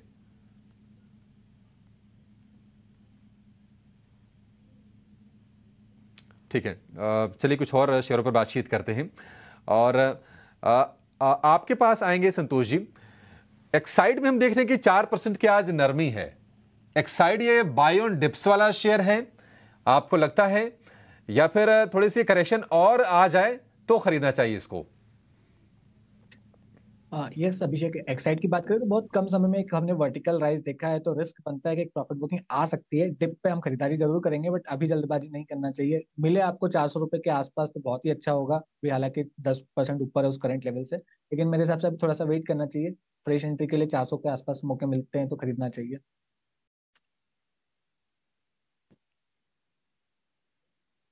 में हो चुका है 15 मिनट का, हाँ 13-14 मिनट तो हो ही चुके हैं। आप देखोगे जस्ट का तस है market, no changes in levels, no changes in conviction, no changes in rating, no changes in contribution, no changes in option change also. किसी भी तरह का कोई खास बड़ा चेंजेस नहीं है, जो जहाँ खुला वहीं का वहीं रुका हुआ है, शायद वेट हो रही है। अच्छा मैं आपको बताऊँ, इंडिया विक्स में भी कोई चेंजेस नहीं हो रहा। बड़ी हैरानी की बात है, मेरे तो बड़ी हैरानी लग रही है कि 20% इंडिया विक्स टूट जाता है और नेक्स्ट डे 5% भी रिकवर नहीं कर रहा। ऐसा क्या मार्केट के अंदर हो रहा है? अच्छा, जो बाज़ार को नोटिस ही नोटिस हुए जा रहा है, और लेकिन कोई भी नेगेटिव चीज़ नोटिस नहीं हो रही अभी। मैं नेगेटिव नहीं हूँ मार्केट के अंदर, मैं तो टिपिकली बुलिश भी रहता हूँ बाज़ार पे, लेकिन क्या है ना कि कोई चीज़ दिखे और आपको आंखों में चुभे तो आप उसको बार बार पड़ताल करो उसकी। एक बार जरा एडवांस डिक्लाइन भी दिखाओ, F&O वाला शेयर जिसमें लिखा होता है वो वाला शेयर्स भी दिखाओ आप, तो आपको दिखेगा वहाँ पे भी बड़ी हिस्सा तेज़ी शेयर्स का है। 134 से ज़्यादा शेयर होंगे, यस 134 शेयर है, तो 134 शेयर है और डिक्लाइंस आपके पास 44 शेयर्स है, यानी कि आप ऑलरेडी 3 गुना पे चल रहे हो। तो बाज़ार गिरना नहीं चाहिए, ये तो काफ़ी हद तक समझ में आ रहा है। क्या बाज़ार चलेगा? इसके लिए फ्यूल नहीं है, जैसे मैं ऑलरेडी आपको बार बार बता चुका, बाज़ार थका हुआ नहीं है, बट बाज़ार के पास एनर्जी नहीं है। इसलिए एनर्जी पहले 15 मिनट में गैप अप ओपन करने के बाद भी नहीं मिल रही है आपको, तो बस उसी की वेट हो रही है कि वो एनर्जी आएगी कहाँ से, वो कोई शेयर सामने निकल के आए, कोई खबर आए, कोई कुछ तो आए ऐसा, नहीं तो ऐसा कुछ नहीं होगा, बड़ा डल हो जाएगा। और आज का सेशन एक्सपायरी के तौर पर बैंक निफ्टी का भी डल सेशन के तौर पर हो सकता है, जो मैं सुबह आपको इंडिकेट कर रहा था कि पहले 5-7 मिनट में ही हमको ऐसा लग रहा है कि डल एक्सपायरी के सेशन की तरफ हम जा रहे हैं। चलिए स्टॉक्स पकड़ते हैं, फिर जब सेशन में कुछ मूवमेंट आएगा तब देखेंगे। और ऑप्शंस वाले कृपा करके हाथ जोड़ के मेरी प्रार्थना है, आज के दिन में ना कॉल और पुट बहुत सोच समझ के लेना। मैंने कल भी आपको नोटिस करवाया था कि 150 रुपये की कॉलें खड़ी हुई हैं, 150 रुपये की पुटें खड़ी हुई हैं, एक को जीरो होना तय है, हो सकता है दोनों जीरो हो जाएं, तो इसलिए कॉल वाले ये ना माने कि मेरे पैसे बनेंगे, पुट वाले ये ना माने कि मेरे पैसे बनेंगे, दोनों के पैसे खा सकते हैं, क्योंकि टाइट रेंज में आपको कर देगा। मैं एग्जांपल बता सकता हूँ, एक मैंने अपनी स्क्रीन पे लगाया है 22,400 की कॉल, 22,400 के पुट। अगर प्रोड्यूसर साहब दिखाने की कैपेसिटी तो जरा दिखाइएगा। At the money call put है, इसमें कॉल्स में तो हल्का फुल्का प्रीमियम है जस्ट बिकॉज ऑफ गैप, लेकिन पुट्स में डिक्लाइंस अभी से शुरू हो गया, 30% इरोड हो चुकी है। ये सावधानी रखिएगा, दोनों ही पुट्स कॉल और पुट्स खा जाएंगे आपके, ये जो प्रीमियम मीटर्स होते हैं टिपिकली। ये आप देखिएगा 82 रुपये की कॉल चल रही है, सिर्फ 9% ऊपर है, कोई बड़ी बात नहीं, थोड़ी देर में ये भी साफ़ हो जाए। और आप पुट दिखाएंगे तो वहाँ पे आपको 30% का ऑलरेडी लॉस दिखेगा, तो प्रेशर है दोनों की तरफ में। आगे बढ़े, कुछ लॉन्ग की पोजीशन यहाँ पे डाटा स्ट्रांग बन रहा है ना, जरा वो शेयर चेक करवाते हैं और सर से ज़रा पता करते हैं। संतोष सर, एक बार ज़रा ये GNFC देखना, मैं कल से इसी शेयर के बारे में बात कर रहा हूँ कि GNFC बढ़िया चलेगा। आपकी लिस्ट में भी था ना आज तो केमिकल्स वाले शेयर, आपने SRF दिया था सुबह। यस डिम्पी, सुबह सुबह हमने हमारे क्लाइंट को GNFC रिकमेंड भी किया है। इसमें classical inverse head and shoulder formation बनते हुए नजर आ रहा है, बैंड से बाहर आया है। तो आप आज देखोगे तो आपको टॉप गेनर्स में मोस्टली फर्टिलाइजर स्टॉक दिखेंगे, आज बड़ी तेजी दिखा सकता है। आई वोंट बी सरप्राइज कि यहाँ पे 7-8% का भी मूव देखने को मिले। सो स्टॉक को रेडार पर रखिए। ऊपर में जो टारगेट आ रहे हैं 770 रुपए तक के आ रहे हैं शॉर्ट टर्म में, और यहाँ पर आपके लिए स्टॉप लॉस 22 रुपए का है और टारगेट यहाँ से 60 से 70 रुपए का है। सोनी पटनायक, अगर आप हैं हमारे साथ स्क्रीन पे तो जरा PEL पिरामिड एंटरप्राइजेज आपको चेक करना होगा, ठीक है। कुछ बोरा से पता करते हैं, कुछ बोरा जरा PEL चेक करना। देखिए ज़्यादा रोल ओवर और कम रोल ओवर वाले शेयर मेरे बड़े काम के होते हैं। ये कम रोल ओवर वाला शेयर है, इसका रोल ओवर अभी नहीं हुआ, तो हो सकता है इसी सीरीज़ के अंदर ये थोड़ा कवरिंग करवा दे और अगली सीरीज़ के अंदर लॉन्ग भी ले जाए।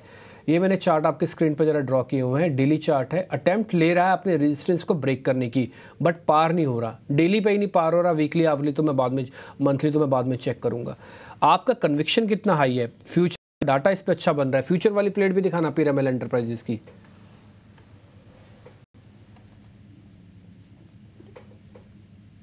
टाइम एंड अगेन हमने इन द पास्ट देखा है कि इसमें एक रिवाइवल आता है और जो इसका 50 डे मूविंग एवरेज है उसी के पास आके ये दम तोड़ देता है, थोड़ा सा उसके ऊपर जाता है just to show that there is some sort of a strength, but time and again वो फेल ही होता हुआ नजर आया है।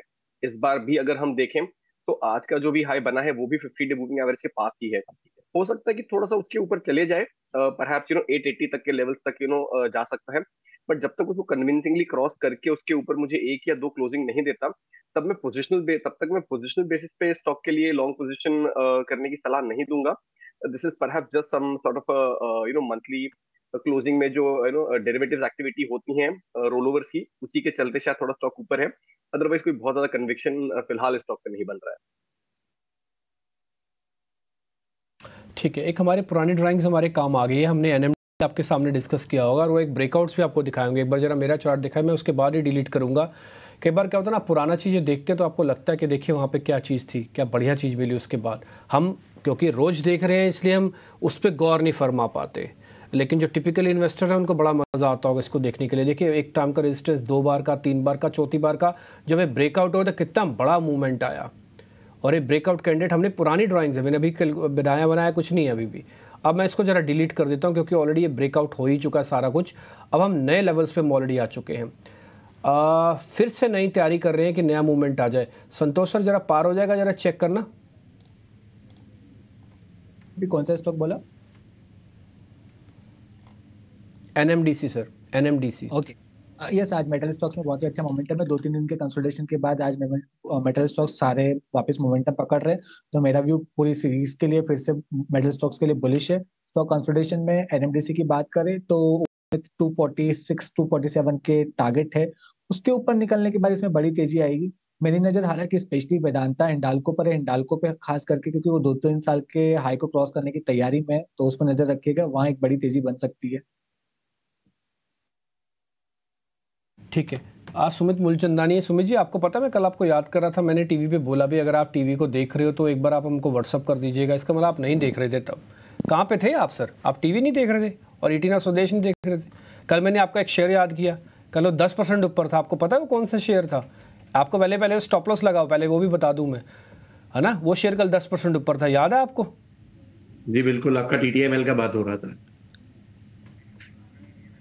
हाँ, टीटीएमएल की बात हो रही थी। कल 9-10% ऊपर था और कल बढ़िया मूवमेंट इसके अंदर आ रही थी। कल मैं याद कर रहा था आपको, एक बढ़िया इनगल्फिंग इसके अंदर हुई है सर। छोटा सा रेजिस्टेंस सामने फेस हो रहा है, नहीं तो वापस से 100 की रेंज में ये जाने को तैयार हो रहा है।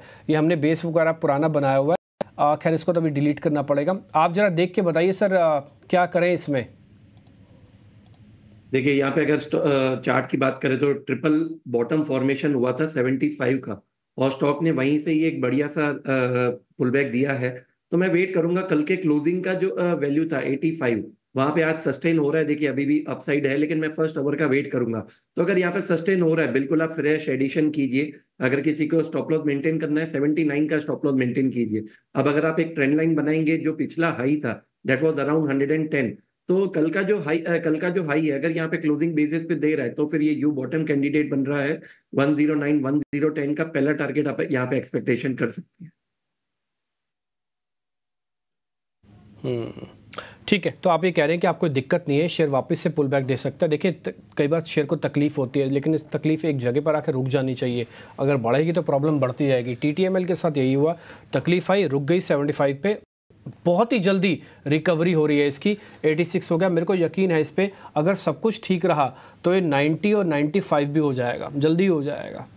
ठीक है, तो इसलिए मैंने सुमित मूलचंदानी से बात पता भी कर ली है। एक शेयर और पता करता हूँ मैं, ये खुश बोरा से पता करता हूँ। उनके पास बहुत एक्सपीरियंस है इस चीज़ को पकड़ने का कि कितना हमें शेयर को पकाना है। सर टाटा केमिकल्स पकाते पकाते आंखें थक गई। 4 दिन हो गए सर, 5 दिन हो गए टाटा केमिकल्स। ये ऐसी जगह पे खड़ा है जैसे कहते हैं ना गेट सेट एंड गो। ये सेट वाली जगह पे खड़ा हुआ है, गेट भी हुआ है इसका, ये सेट है, बस सिर्फ गो होना बाकी है। ये गो और सेट में जो डिफरेंस है ना सर 5 दिन का हो गया, अब और नहीं झेला जाएगा सर। या तो चलाओ या तो वापस ले आओ। तो डिम्पी हमें लग रहा है कि इस पे थोड़ा सा और पेशेंस की जरूरत होगी, क्योंकि इस स्टॉक का अगर आप टिपिकल चार्ट देखें तो ऐसा है कि बहुत अच्छे स्पर्ट के बाद एक कंसोलिडेशन मोड में चला जाता है and perhaps for slightly longish to medium term period. तो मुझे ध्यान है ये स्टॉक की चर्चा आप काफी समय से कर रहे थे, 1000 के लेवल से all the way up until 1170 1180 तक गया था। That's a neat run up in a very short span of time. अब यहाँ पे थोड़ा सा आपको कंसोलिडेशन दिखेगा। देखिए ये भी हो सकता है कि मार्केट के साथ जो इसमें हल्की सी प्रॉफिट बुकिंग कोइंसाइड हुई है वो स्टॉक के लिए हेल्दी है। तो जब तक इसका 20-day मूविंग एवरेज का सपोर्ट मेंटेन्ड है, which comes at about 1010 odd levels, 1100 odd levels, उसको आप पकड़ के रखें। जब तक ये लेवल मेंटेन्ड है तब तक स्टॉक में बने रहे, कोई दिक्कत नहीं है। बट सलाह रहेगी कि वो अगर टूटता है तो एक बार के लिए से एग्जिट हो जाए, बाय ऑन डिप्स हम फिर ढूंढेंगे, बट 1100 के लेवल तक का स्टॉप लॉस लेके चले। अब हो सकता है कि यहाँ पे जो अगली एक्सपायरी है, ये जैसे ही शुरू होगी, नई एक्सपायरी शुरू होगी, उसके साथ इसमें एक स्पर्ट आए, तो on the upside the level to watch for will be the near term high which is 1180 का। तो थोड़ा सा वेट और करें, हफ्ते भर का समय और दे दें, लेकिन एट एनी कंडीशन 1100 के स्टॉप लॉस को मेंटेन करके चले।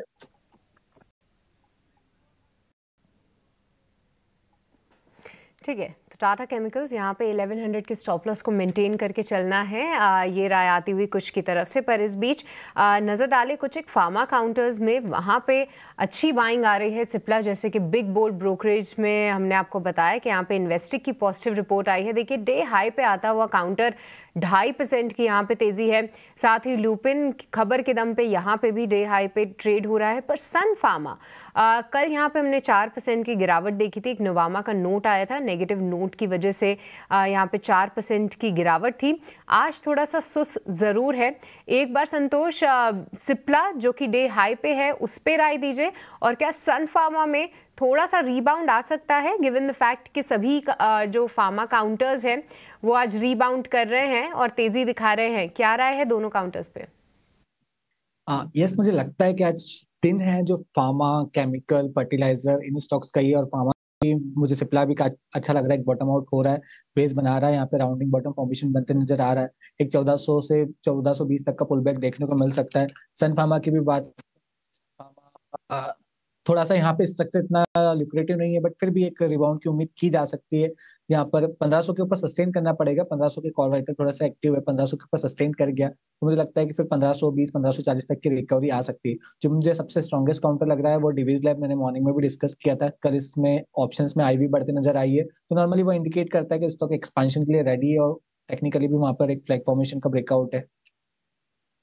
ठीक है, तो फार्मा स्पेस में सबसे ज़्यादा स्ट्रॉन्ग जो है फिलहाल डिवीज लैब लग रहा है। वहाँ पे टेक्निकल स्ट्रक्चर काफ़ी स्ट्रॉन्ग है और उस काउंटर पे आप ज़रूर नज़र रखें। सन फार्मा थोड़ा सा सुधरा ज़रूर है, पर सिप्ला और लुपिन यहाँ पे भी ज़बरदस्त एक्शन हम देख रहे हैं। कुछ एक केमिकल काउंटर्स भी अच्छा मूव कर रहे हैं, पर इसके अलावा कुछ और सेक्टर्स पे भी नजर डाले तो MCX का शेयर अब करीब 5.5% कमज़ोर हो चुका है। शुरुआत करीब 4% से हुई थी, यहाँ पे और कमजोरी गहरा रही है। कुछ कोई खास लेवल्स जो कि MCX में ध्यान देने चाहिए हम? तो सृष्टि, यहाँ पे मुझे लग रहा है कि यहाँ पे 36, 65, 36, 75 का जो जोन है, ये थोड़ा सा क्रूशियल हो सकता है। जो ये तेजी आई है, आप सही कह रहे हैं कि शुरुआत तो वीक ही हुई थी, बट जो ये एक्सेलरेशन इन फॉल देख रहे हैं, ये थोड़ा सा चिंता का विषय है। प्लस वॉल्यूम्स भी काफी ज्यादा पिकअप हुए हैं, तो मुझे लग रहा है ये जो स्लाइड है, ये इस स्टॉक को इस 36, 65 के लेवल तक लेके जा सकता है। तो फिलहाल कोई बाइंग की अपॉर्चुनिटीज तो एटलीस्ट इसमें ना ढूंढे, ये सोच के कि स्टॉक काफी नीचे गिर चुका है। Let the stock settle. I am looking out for this 3650, 3665 kind of Jones. While we are at it, सृष्टि एक क्विक अपडेट दे दे। सुबह हमने डिस्कस किया था थॉमस कुक ओपनिंग ट्रेड में 220 के टारगेट के लिए 218 के करीब चल रहा था। 218 का हाई मार्क के जस्ट अभी स्टॉक वापस 215, 216 के लेवल पे आया है। तो जिन व्यूअर्स ने सुबह सुन के लिया हो स्टॉक, तो अब उसको आप ट्रेलिंग स्टॉप लॉस लगा के अपने बाइंग प्राइस के पास इसमें मेंटेन रह सकते हैं। 220 का टारगेट अभी भी इंटैक्ट है। Once that is taken out, we are also looking at a level of 225 to 230। ठीक है, तो थॉमस कुक्स पे जो है कुछ का अपडेट, साथ ही आपको दूसरे काउंटर्स पे भी राय दी, पर इसके अलावा कुछ केमिकल काउंटर्स पे भी नज़र डालिए क्योंकि आज अच्छा एक्शन देखने को मिल रहा है। देखिए लार्ज कैप स्पेस से ACC अंबुजा तो बस कर ही रहे हैं, अल्ट्राटेक सीमेंट भी अपने आप को होल्ड कर रहा है, पर मिड और स्मॉल कैप सेगमेंट में जाएं तो वहाँ पे भी कई सारे नाम सामने आ रहे हैं, जैसे कि India cement, Heidelberg cement, prison cement. Cement counters में काफ़ी जोश है। सुमित, कोई सीमेंट पैक से स्टॉक जो कि आपको लगता है कि यहाँ पे अच्छी तेजी बन सकती है, लार्ज कैप या फिर स्मॉल और मिड कैप के में से? देखिए, सबसे पहले आपने डिस्कस किया था इंडिया सीमेंट का। चार्ट स्ट्रक्चर पॉजिटिव है, बस एक रेजिस्टेंस का वेट कर रहे हैं हम ब्रेक होने के लिए। यहाँ पे फ्लैग एंड पोल का भी फॉर्मेशन बना हुआ है। तो 232 जो भी करंट मार्केट प्राइस है वही एक रेजिस्टेंस है, तो यहाँ पे मैं वेट करूंगा। ये सस्टेन हो रहा है, बिल्कुल आप बाई कीजिए, और हमें लग रहा है कि ये काफी अच्छी मूवमेंट दे सकता है। तो अगर यहाँ पे क्रॉस हो रहा है, मैं स्टॉप लॉस मेंटेन करूंगा 224 का फॉर द टारगेट ऑफ 250। ठीक है, 250 रुपए के टारगेट इंडिया सीमेंट के लिए। अब आपको कुछ ऐसे स्टॉक्स हाईलाइट कर देते हैं जहां पर लगातार तेजी है। कल हमने देखा था कि सुदर्शन केमिकल में बड़ी तेजी थी और उसकी वजह ये थी कि इनकी ग्लोबल कॉम्पिटिटर है ह्यूबैक GmbH, उन्होंने बैंकरप्सी की अर्जी फाइल की थी, उसके चलते शेयर में हमने तेजी देखी। आज भी आप देखिए ये मोमेंटम बिल्कुल बरकरार है, करीब करीब 5.5% के आसपास की तेजी सुदर्शन केमिकल में आज भी है।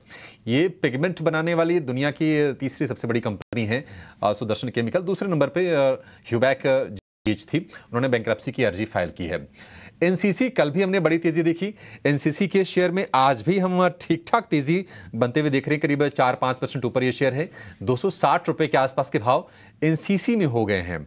और जैसा कि सृष्टि हाईलाइट कर रही है कि मेटल स्टॉक्स, सीमेंट स्टॉक्स में ठीक ठाक एक्शन बना हुआ है। मेटल में जरा वेदांता पर एक व्यू चाहेंगे आपसे संतोष जी। वेदांता जरा चेक कीजिए, क्या इसमें कोई ट्रेड बन रहा है आपके हिसाब से? ये अभिषेक, जैसा मैंने अभी हाईलाइट किया था कि मैं मेटल स्पेस पे काफी बुलिश हूँ। ये सीरीज काफी शानदार रही मेटल स्टॉक्स के लिए, और मुझे लगता है कि नेक्स्ट सीरीज भी अच्छी रहने वाली है, स्पेशली कॉपर और एल्यूमिनियम से रिलेटेड स्टॉक्स के लिए। वेदांता में हालांकि एक वर्टिकल रैली देखने को मिल चुकी है, बट फिर भी मुझे लगता है कि रैली मोमेंटम जारी रहेगा। 400 का एक साइकोलॉजिकल हर्डल है, 400 जैसे ही क्रॉस करेगा तो इसका जो टारगेट आ रहा है 440 का आ रहा है। नीचे जो सपोर्ट मुझे लग रहा है, जो अभी कल जो लगाया 370, एक सपोर्ट का काम करेगा, और इमीडिएटली टारगेट जो है 400 का है। 400 क्रॉस करता है तो जैसे मैंने कहा 400 की अपसाइड देखने को मिल सकती है। ठीक है, 400 क्रॉस करेगा तो 440 तक के अपसाइड आपको वेदांता में देखने को मिल सकते हैं। आज हम देख रहे हैं कि पेपर स्टॉक्स में भी ठीक ठाक एक्शन है। JK paper, Shree Rama newsprint, west coast यहाँ पर बाइंग हो रही है। अगर हम फर्टिलाइजर स्टॉक्स की बात करें तो फैक्ट में करीब करीब 6.5% तेजी। चंबल तो रेकमेंड किया गया है हमारे एक्सपर्ट्स की तरफ से। RCF, GSFC ये तमाम शेयर मद्रास फर्टिलाइजर चलने की कोशिश कर रहे हैं। सुमित जी, कोई फर्टिलाइजर स्टॉक्स आपके रडार पर आ रहा है? अभिषेक जी, अभी हमने जस्ट डिस्कस किया था ओपनिंग में, देखिए GSFC, इस पे हमारी नजर रहेगी। काफी अच्छा एक बुलिश स्ट्रक्चर बना हुआ है, कप एंड हैंडल डेली में एक फॉर्मेशन है, तो आज ब्रेकआउट का कैंडिडेट भी है, तो बिल्कुल यहाँ पे आप एक्यूमुलेट कीजिए। Current market price is around 247। यहाँ पे आप अगर पोजिशनल एक ट्रेड लेंगे तो हम यहाँ पे स्टॉप लॉस मेंटेन करेंगे करीबन 224 का, और हमने टारगेट दिया था 305 का। ठीक है, 224 का स्टॉप लॉस, 305 का टारगेट GSFC पहले बाजार खुलने से पहले ही सुमित जी ने आपको ये रेकमेंड करके दिया था। आज हम देख रहे हैं कि कंजम्पशन वाले शेयरों में नेस्ले में भी 1% के आसपास की तेजी है। छोटी छोटी तेजी अब बन रही है कंजम्पशन स्पेस में। नेस्ले जरा चेक कीजिए आप, कुछ नेस्ले जरा बताइए, क्या ये और चलने के लिए तैयार है शेयर? तो अभिषेक देखिए, चलने के लिए तैयार है, लेकिन आके खड़ा है एकदम रेजिस्टेंस के जो लेवल्स है उसके पास। तो 2550 का एक लेवल है जिसके पास यहाँ पे स्टॉक में स्टिफ रेजिस्टेंस है, एवरेजेस का कन्वर्जेंस है, प्लस प्रीवियस कुछ मूव का एक सपोर्ट जोन था जिसको ब्रेक करके स्टॉक नीचे गया है, तो वही लेवल अब रेजिस्टेंस के तौर पे एक्ट करेगा। तो मैं इसको वॉच कर रहा हूँ क्लोजली 2550 का जो लेवल है उसके लिए। Once that is taken out, हो सकता है कि यहाँ पे मोमेंटम लौटता हुआ नजर आए, तो उस लेवल तक के लिए वेट करें। अगर कोई फ्रेश एंट्री चाहते हो तो 2550 का मैं वेट करूंगा ऑन दी अपसाइड। ठीक है, नेस्ले को लेकर ये व्यू। बाजार की बात कर लें, ऐसा लग रहा है कि स्तर में कोई चेंज हो ही नहीं रहा है। मतलब बाजार खुले हुए आधे घंटे ज़्यादा का समय हो गया है, लेकिन 30-32 अंकों की रेंज रही है, बहुत टाइट रेंज में अब तक निफ्टी रहा है। 22,414.15 का स्तर आपको दिखेगा, 45 अंकों की तेजी। लेकिन अच्छी चीज़ ये है कि चलिए 22,400 कल भी हमने देखा था कि ये हो रहा था, और आज भी उस लेवल को पूरी तरह से प्रोटेक्ट करने की कोशिश कर रहा है निफ्टी। एक ऑप्शन का ट्रेड समझ लेते हैं और लेकर आएंगे ऑप्शंस का चैंपियन।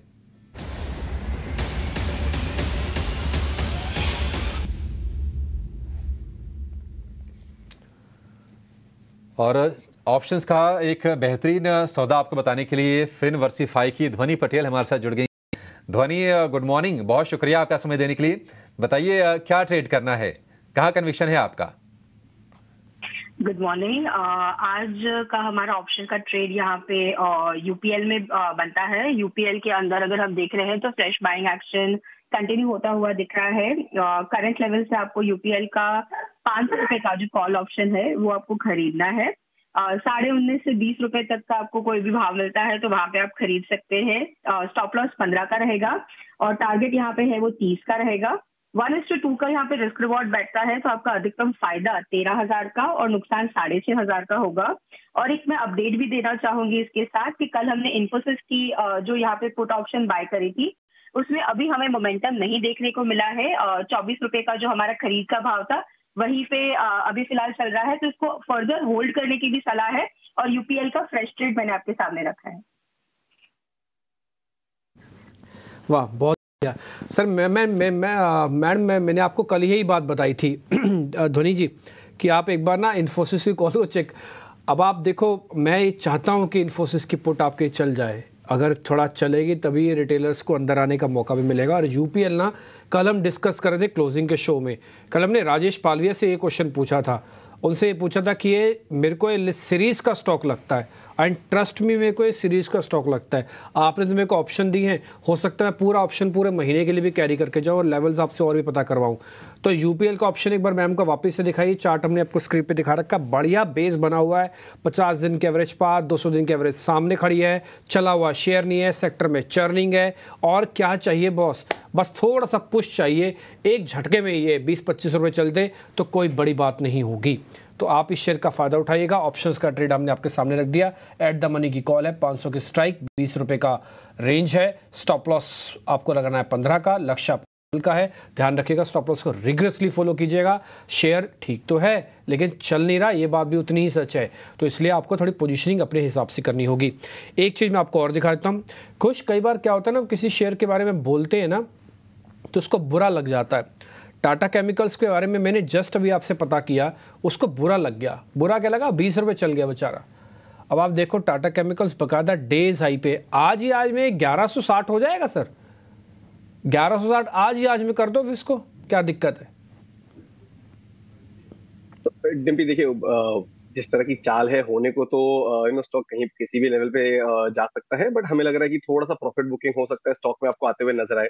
एक गैप है यहाँ पे 1145 1150 का जो जोन है इसके आसपास, तो पहला अटेम्प्ट होगा उसको फिल करने का और थोड़ा सा शायद रेजिस्टेंस उस लेवल के आसपास देखने मिले। तो ऑन दी होल हमें लग रहा है कि स्टॉक जैसे जैसे ऊपर जा रहा है आपके स्टॉप लॉसेस को भी ट्रेल करते चले। जो पहले 1100 का स्टॉप लॉस था उसको आप करके आप 1110, this is assuming that you are a very active trader और आपकी एक्टिव ट्रेडिंग पोजीशंस हैं। तो 1150 is the first level that I will watch for. अगर वो होता है तो वहां पे मैं पार्टली प्रॉफिट बुक करके इसमें से एटलीस्ट पार्टली एग्जिट करना चाहूंगा। बाकी पोजीशंस होल्ड करें ऊपरी लेवल्स के लिए। ठीक है, डन। थोड़ा थोड़ा प्रॉफिट भी बुक करते जाना बीच बीच में।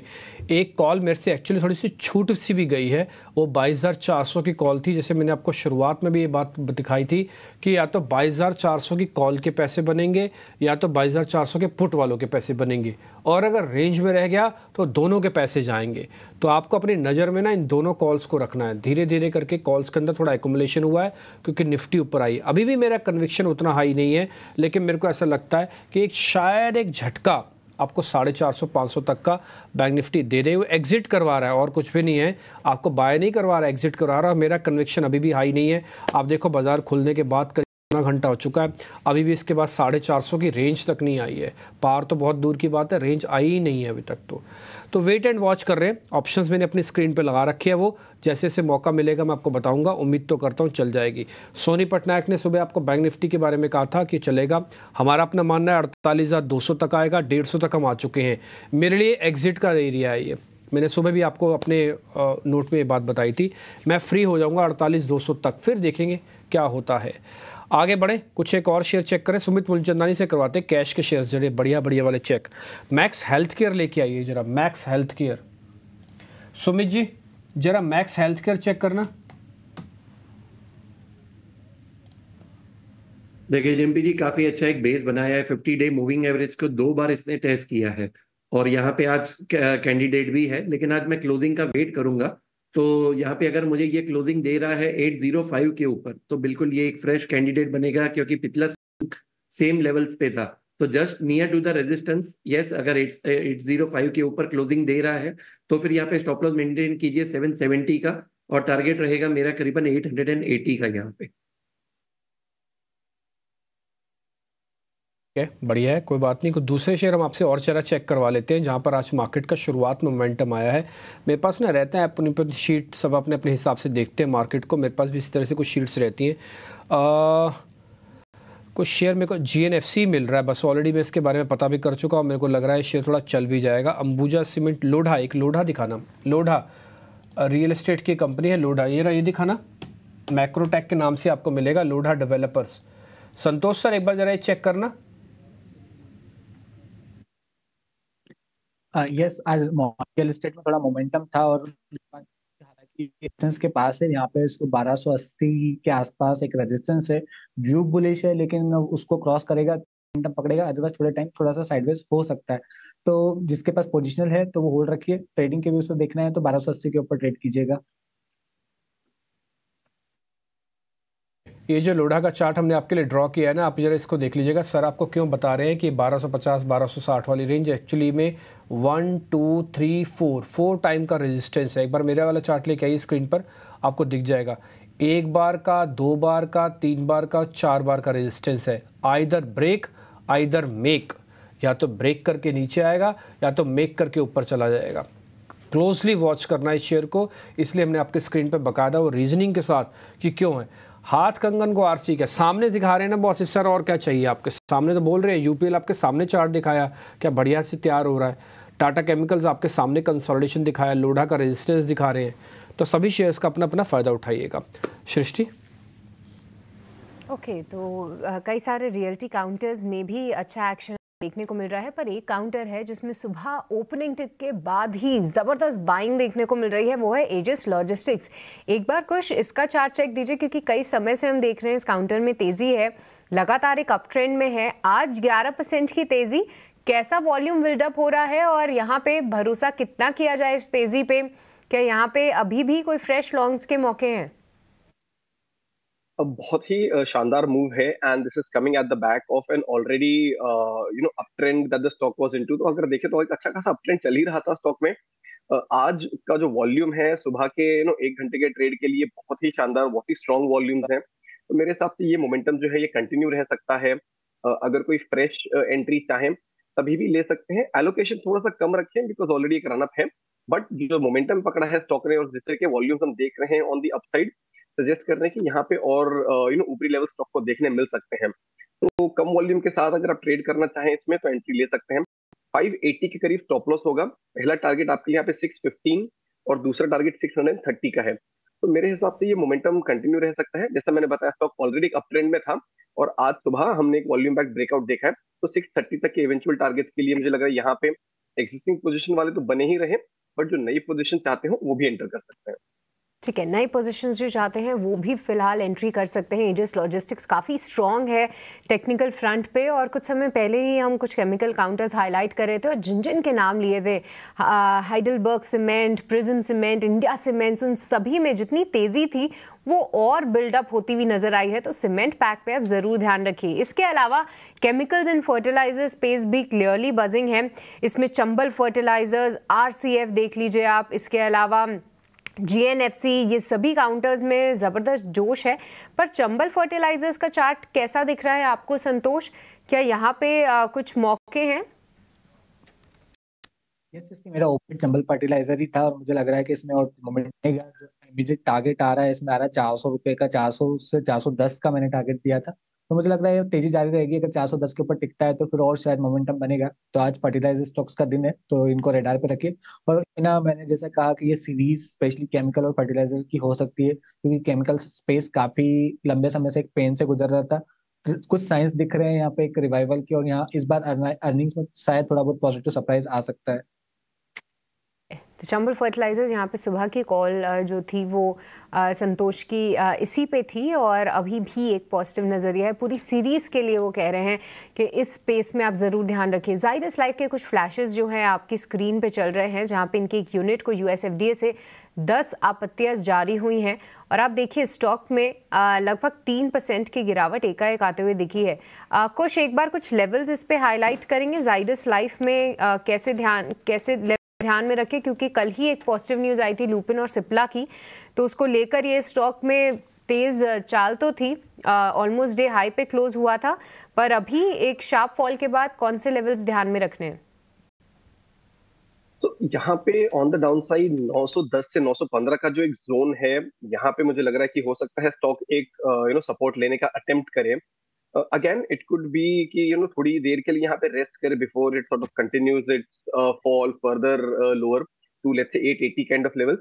तो इमीडिएट बेसिस पे अगर मान लीजिए कोई शॉर्ट पोजीशन इस स्टॉक में किसी की है, तो आपको 910 से 915 का जो टारगेट है ये लेके चलना चाहिए।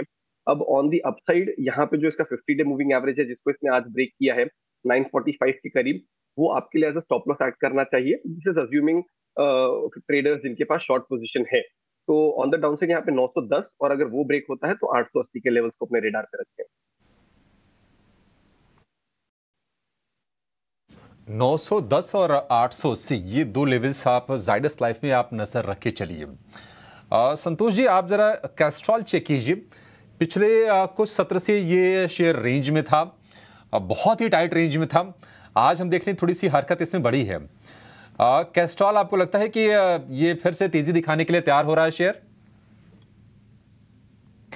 अभिषेक, इस कैस्ट्रॉल की बात करें तो continuously higher highs higher lows बना रहा है। हमने एक छोटा पुल बैक देखा था 22 एवरेज तक, फिर से बाउंस बैक कर रहा है, तो स्ट्रक्चर अच्छा है। लग रहा है कि शायद 230 तक वापस तेजी देखने को मिल सकती है। ये स्टॉक ऐसा बहुत बड़ी तेजी नहीं दिखाता, थोड़ा सा स्लो मोमेंटम में रहता है, तो जिसका थोड़ा सा शॉर्ट टर्म मीडियम टर्म नजरिया बने रह सकता है। स्टॉप लॉस रहेगा 200 रुपए का, 230 का पहला टारगेट है। 230 के ऊपर निकलता है तो शायद हमको एक तेजी देखने को मिल सकती है 250 रुपए तक की। ठीक है, 250 रुपए तक की तेजी देखने को मिल सकती है कैस्ट्रॉल में। 213 रुपए का भाव है, वैसे इसका हाई है 52 वीक का, वो है 230 रुपए का। कैश का एक और शेयर सुमित जी आपसे जानना चाहेंगे, IFB इंडस्ट्रीज जरा चेक कीजिए। हमने देखा था कि 1400 रुपए के आसपास इसने सपोर्ट लिया, वहां से फिर से ये शेयर चला और अब 1600 रुपए के ऊपर जाकर कारोबार कर रहा है। IFB इंडस्ट्रीज, ये कैसा लग रहा है इसका चार्ट आपको? अभिषेक जी, ओवरऑल स्ट्रक्चर बहुत ही पॉजिटिव है। स्टॉक में कभी भी आपको डाउन साइड मिल रहा है, बिल्कुल आप एक्यूमुलेट कीजिए। जिनके पास होल्डिंग है आप स्टॉक में बने रहिए। अगले 2 या 3 महीने के लिए हमें लग रहा है कि काफी अच्छा मोमेंटम और भी यहाँ पे बन सकता है। तो पहला जो हमने टारगेट एक्सपेक्ट किया हुआ है दैट इज अराउंड 1770, और अगर ये 1770 के ऊपर सस्टेन कर रहा है तो next target will be 1875। As a trailing stop loss you can maintain a stop loss of 1500 year. ठीक है, 1875 रुपए IFB इंडस्ट्रीज के लिए ये टारगेट होगा। चलिए सुमित जी, आपका बहुत शुक्रिया आज समय देने के लिए। संतोष जी खुश, आपका भी बहुत शुक्रिया आज हमारे साथ जुड़ने के लिए और तमाम शेयरों पर अपनी राय हमारे साथ शेयर करने के लिए।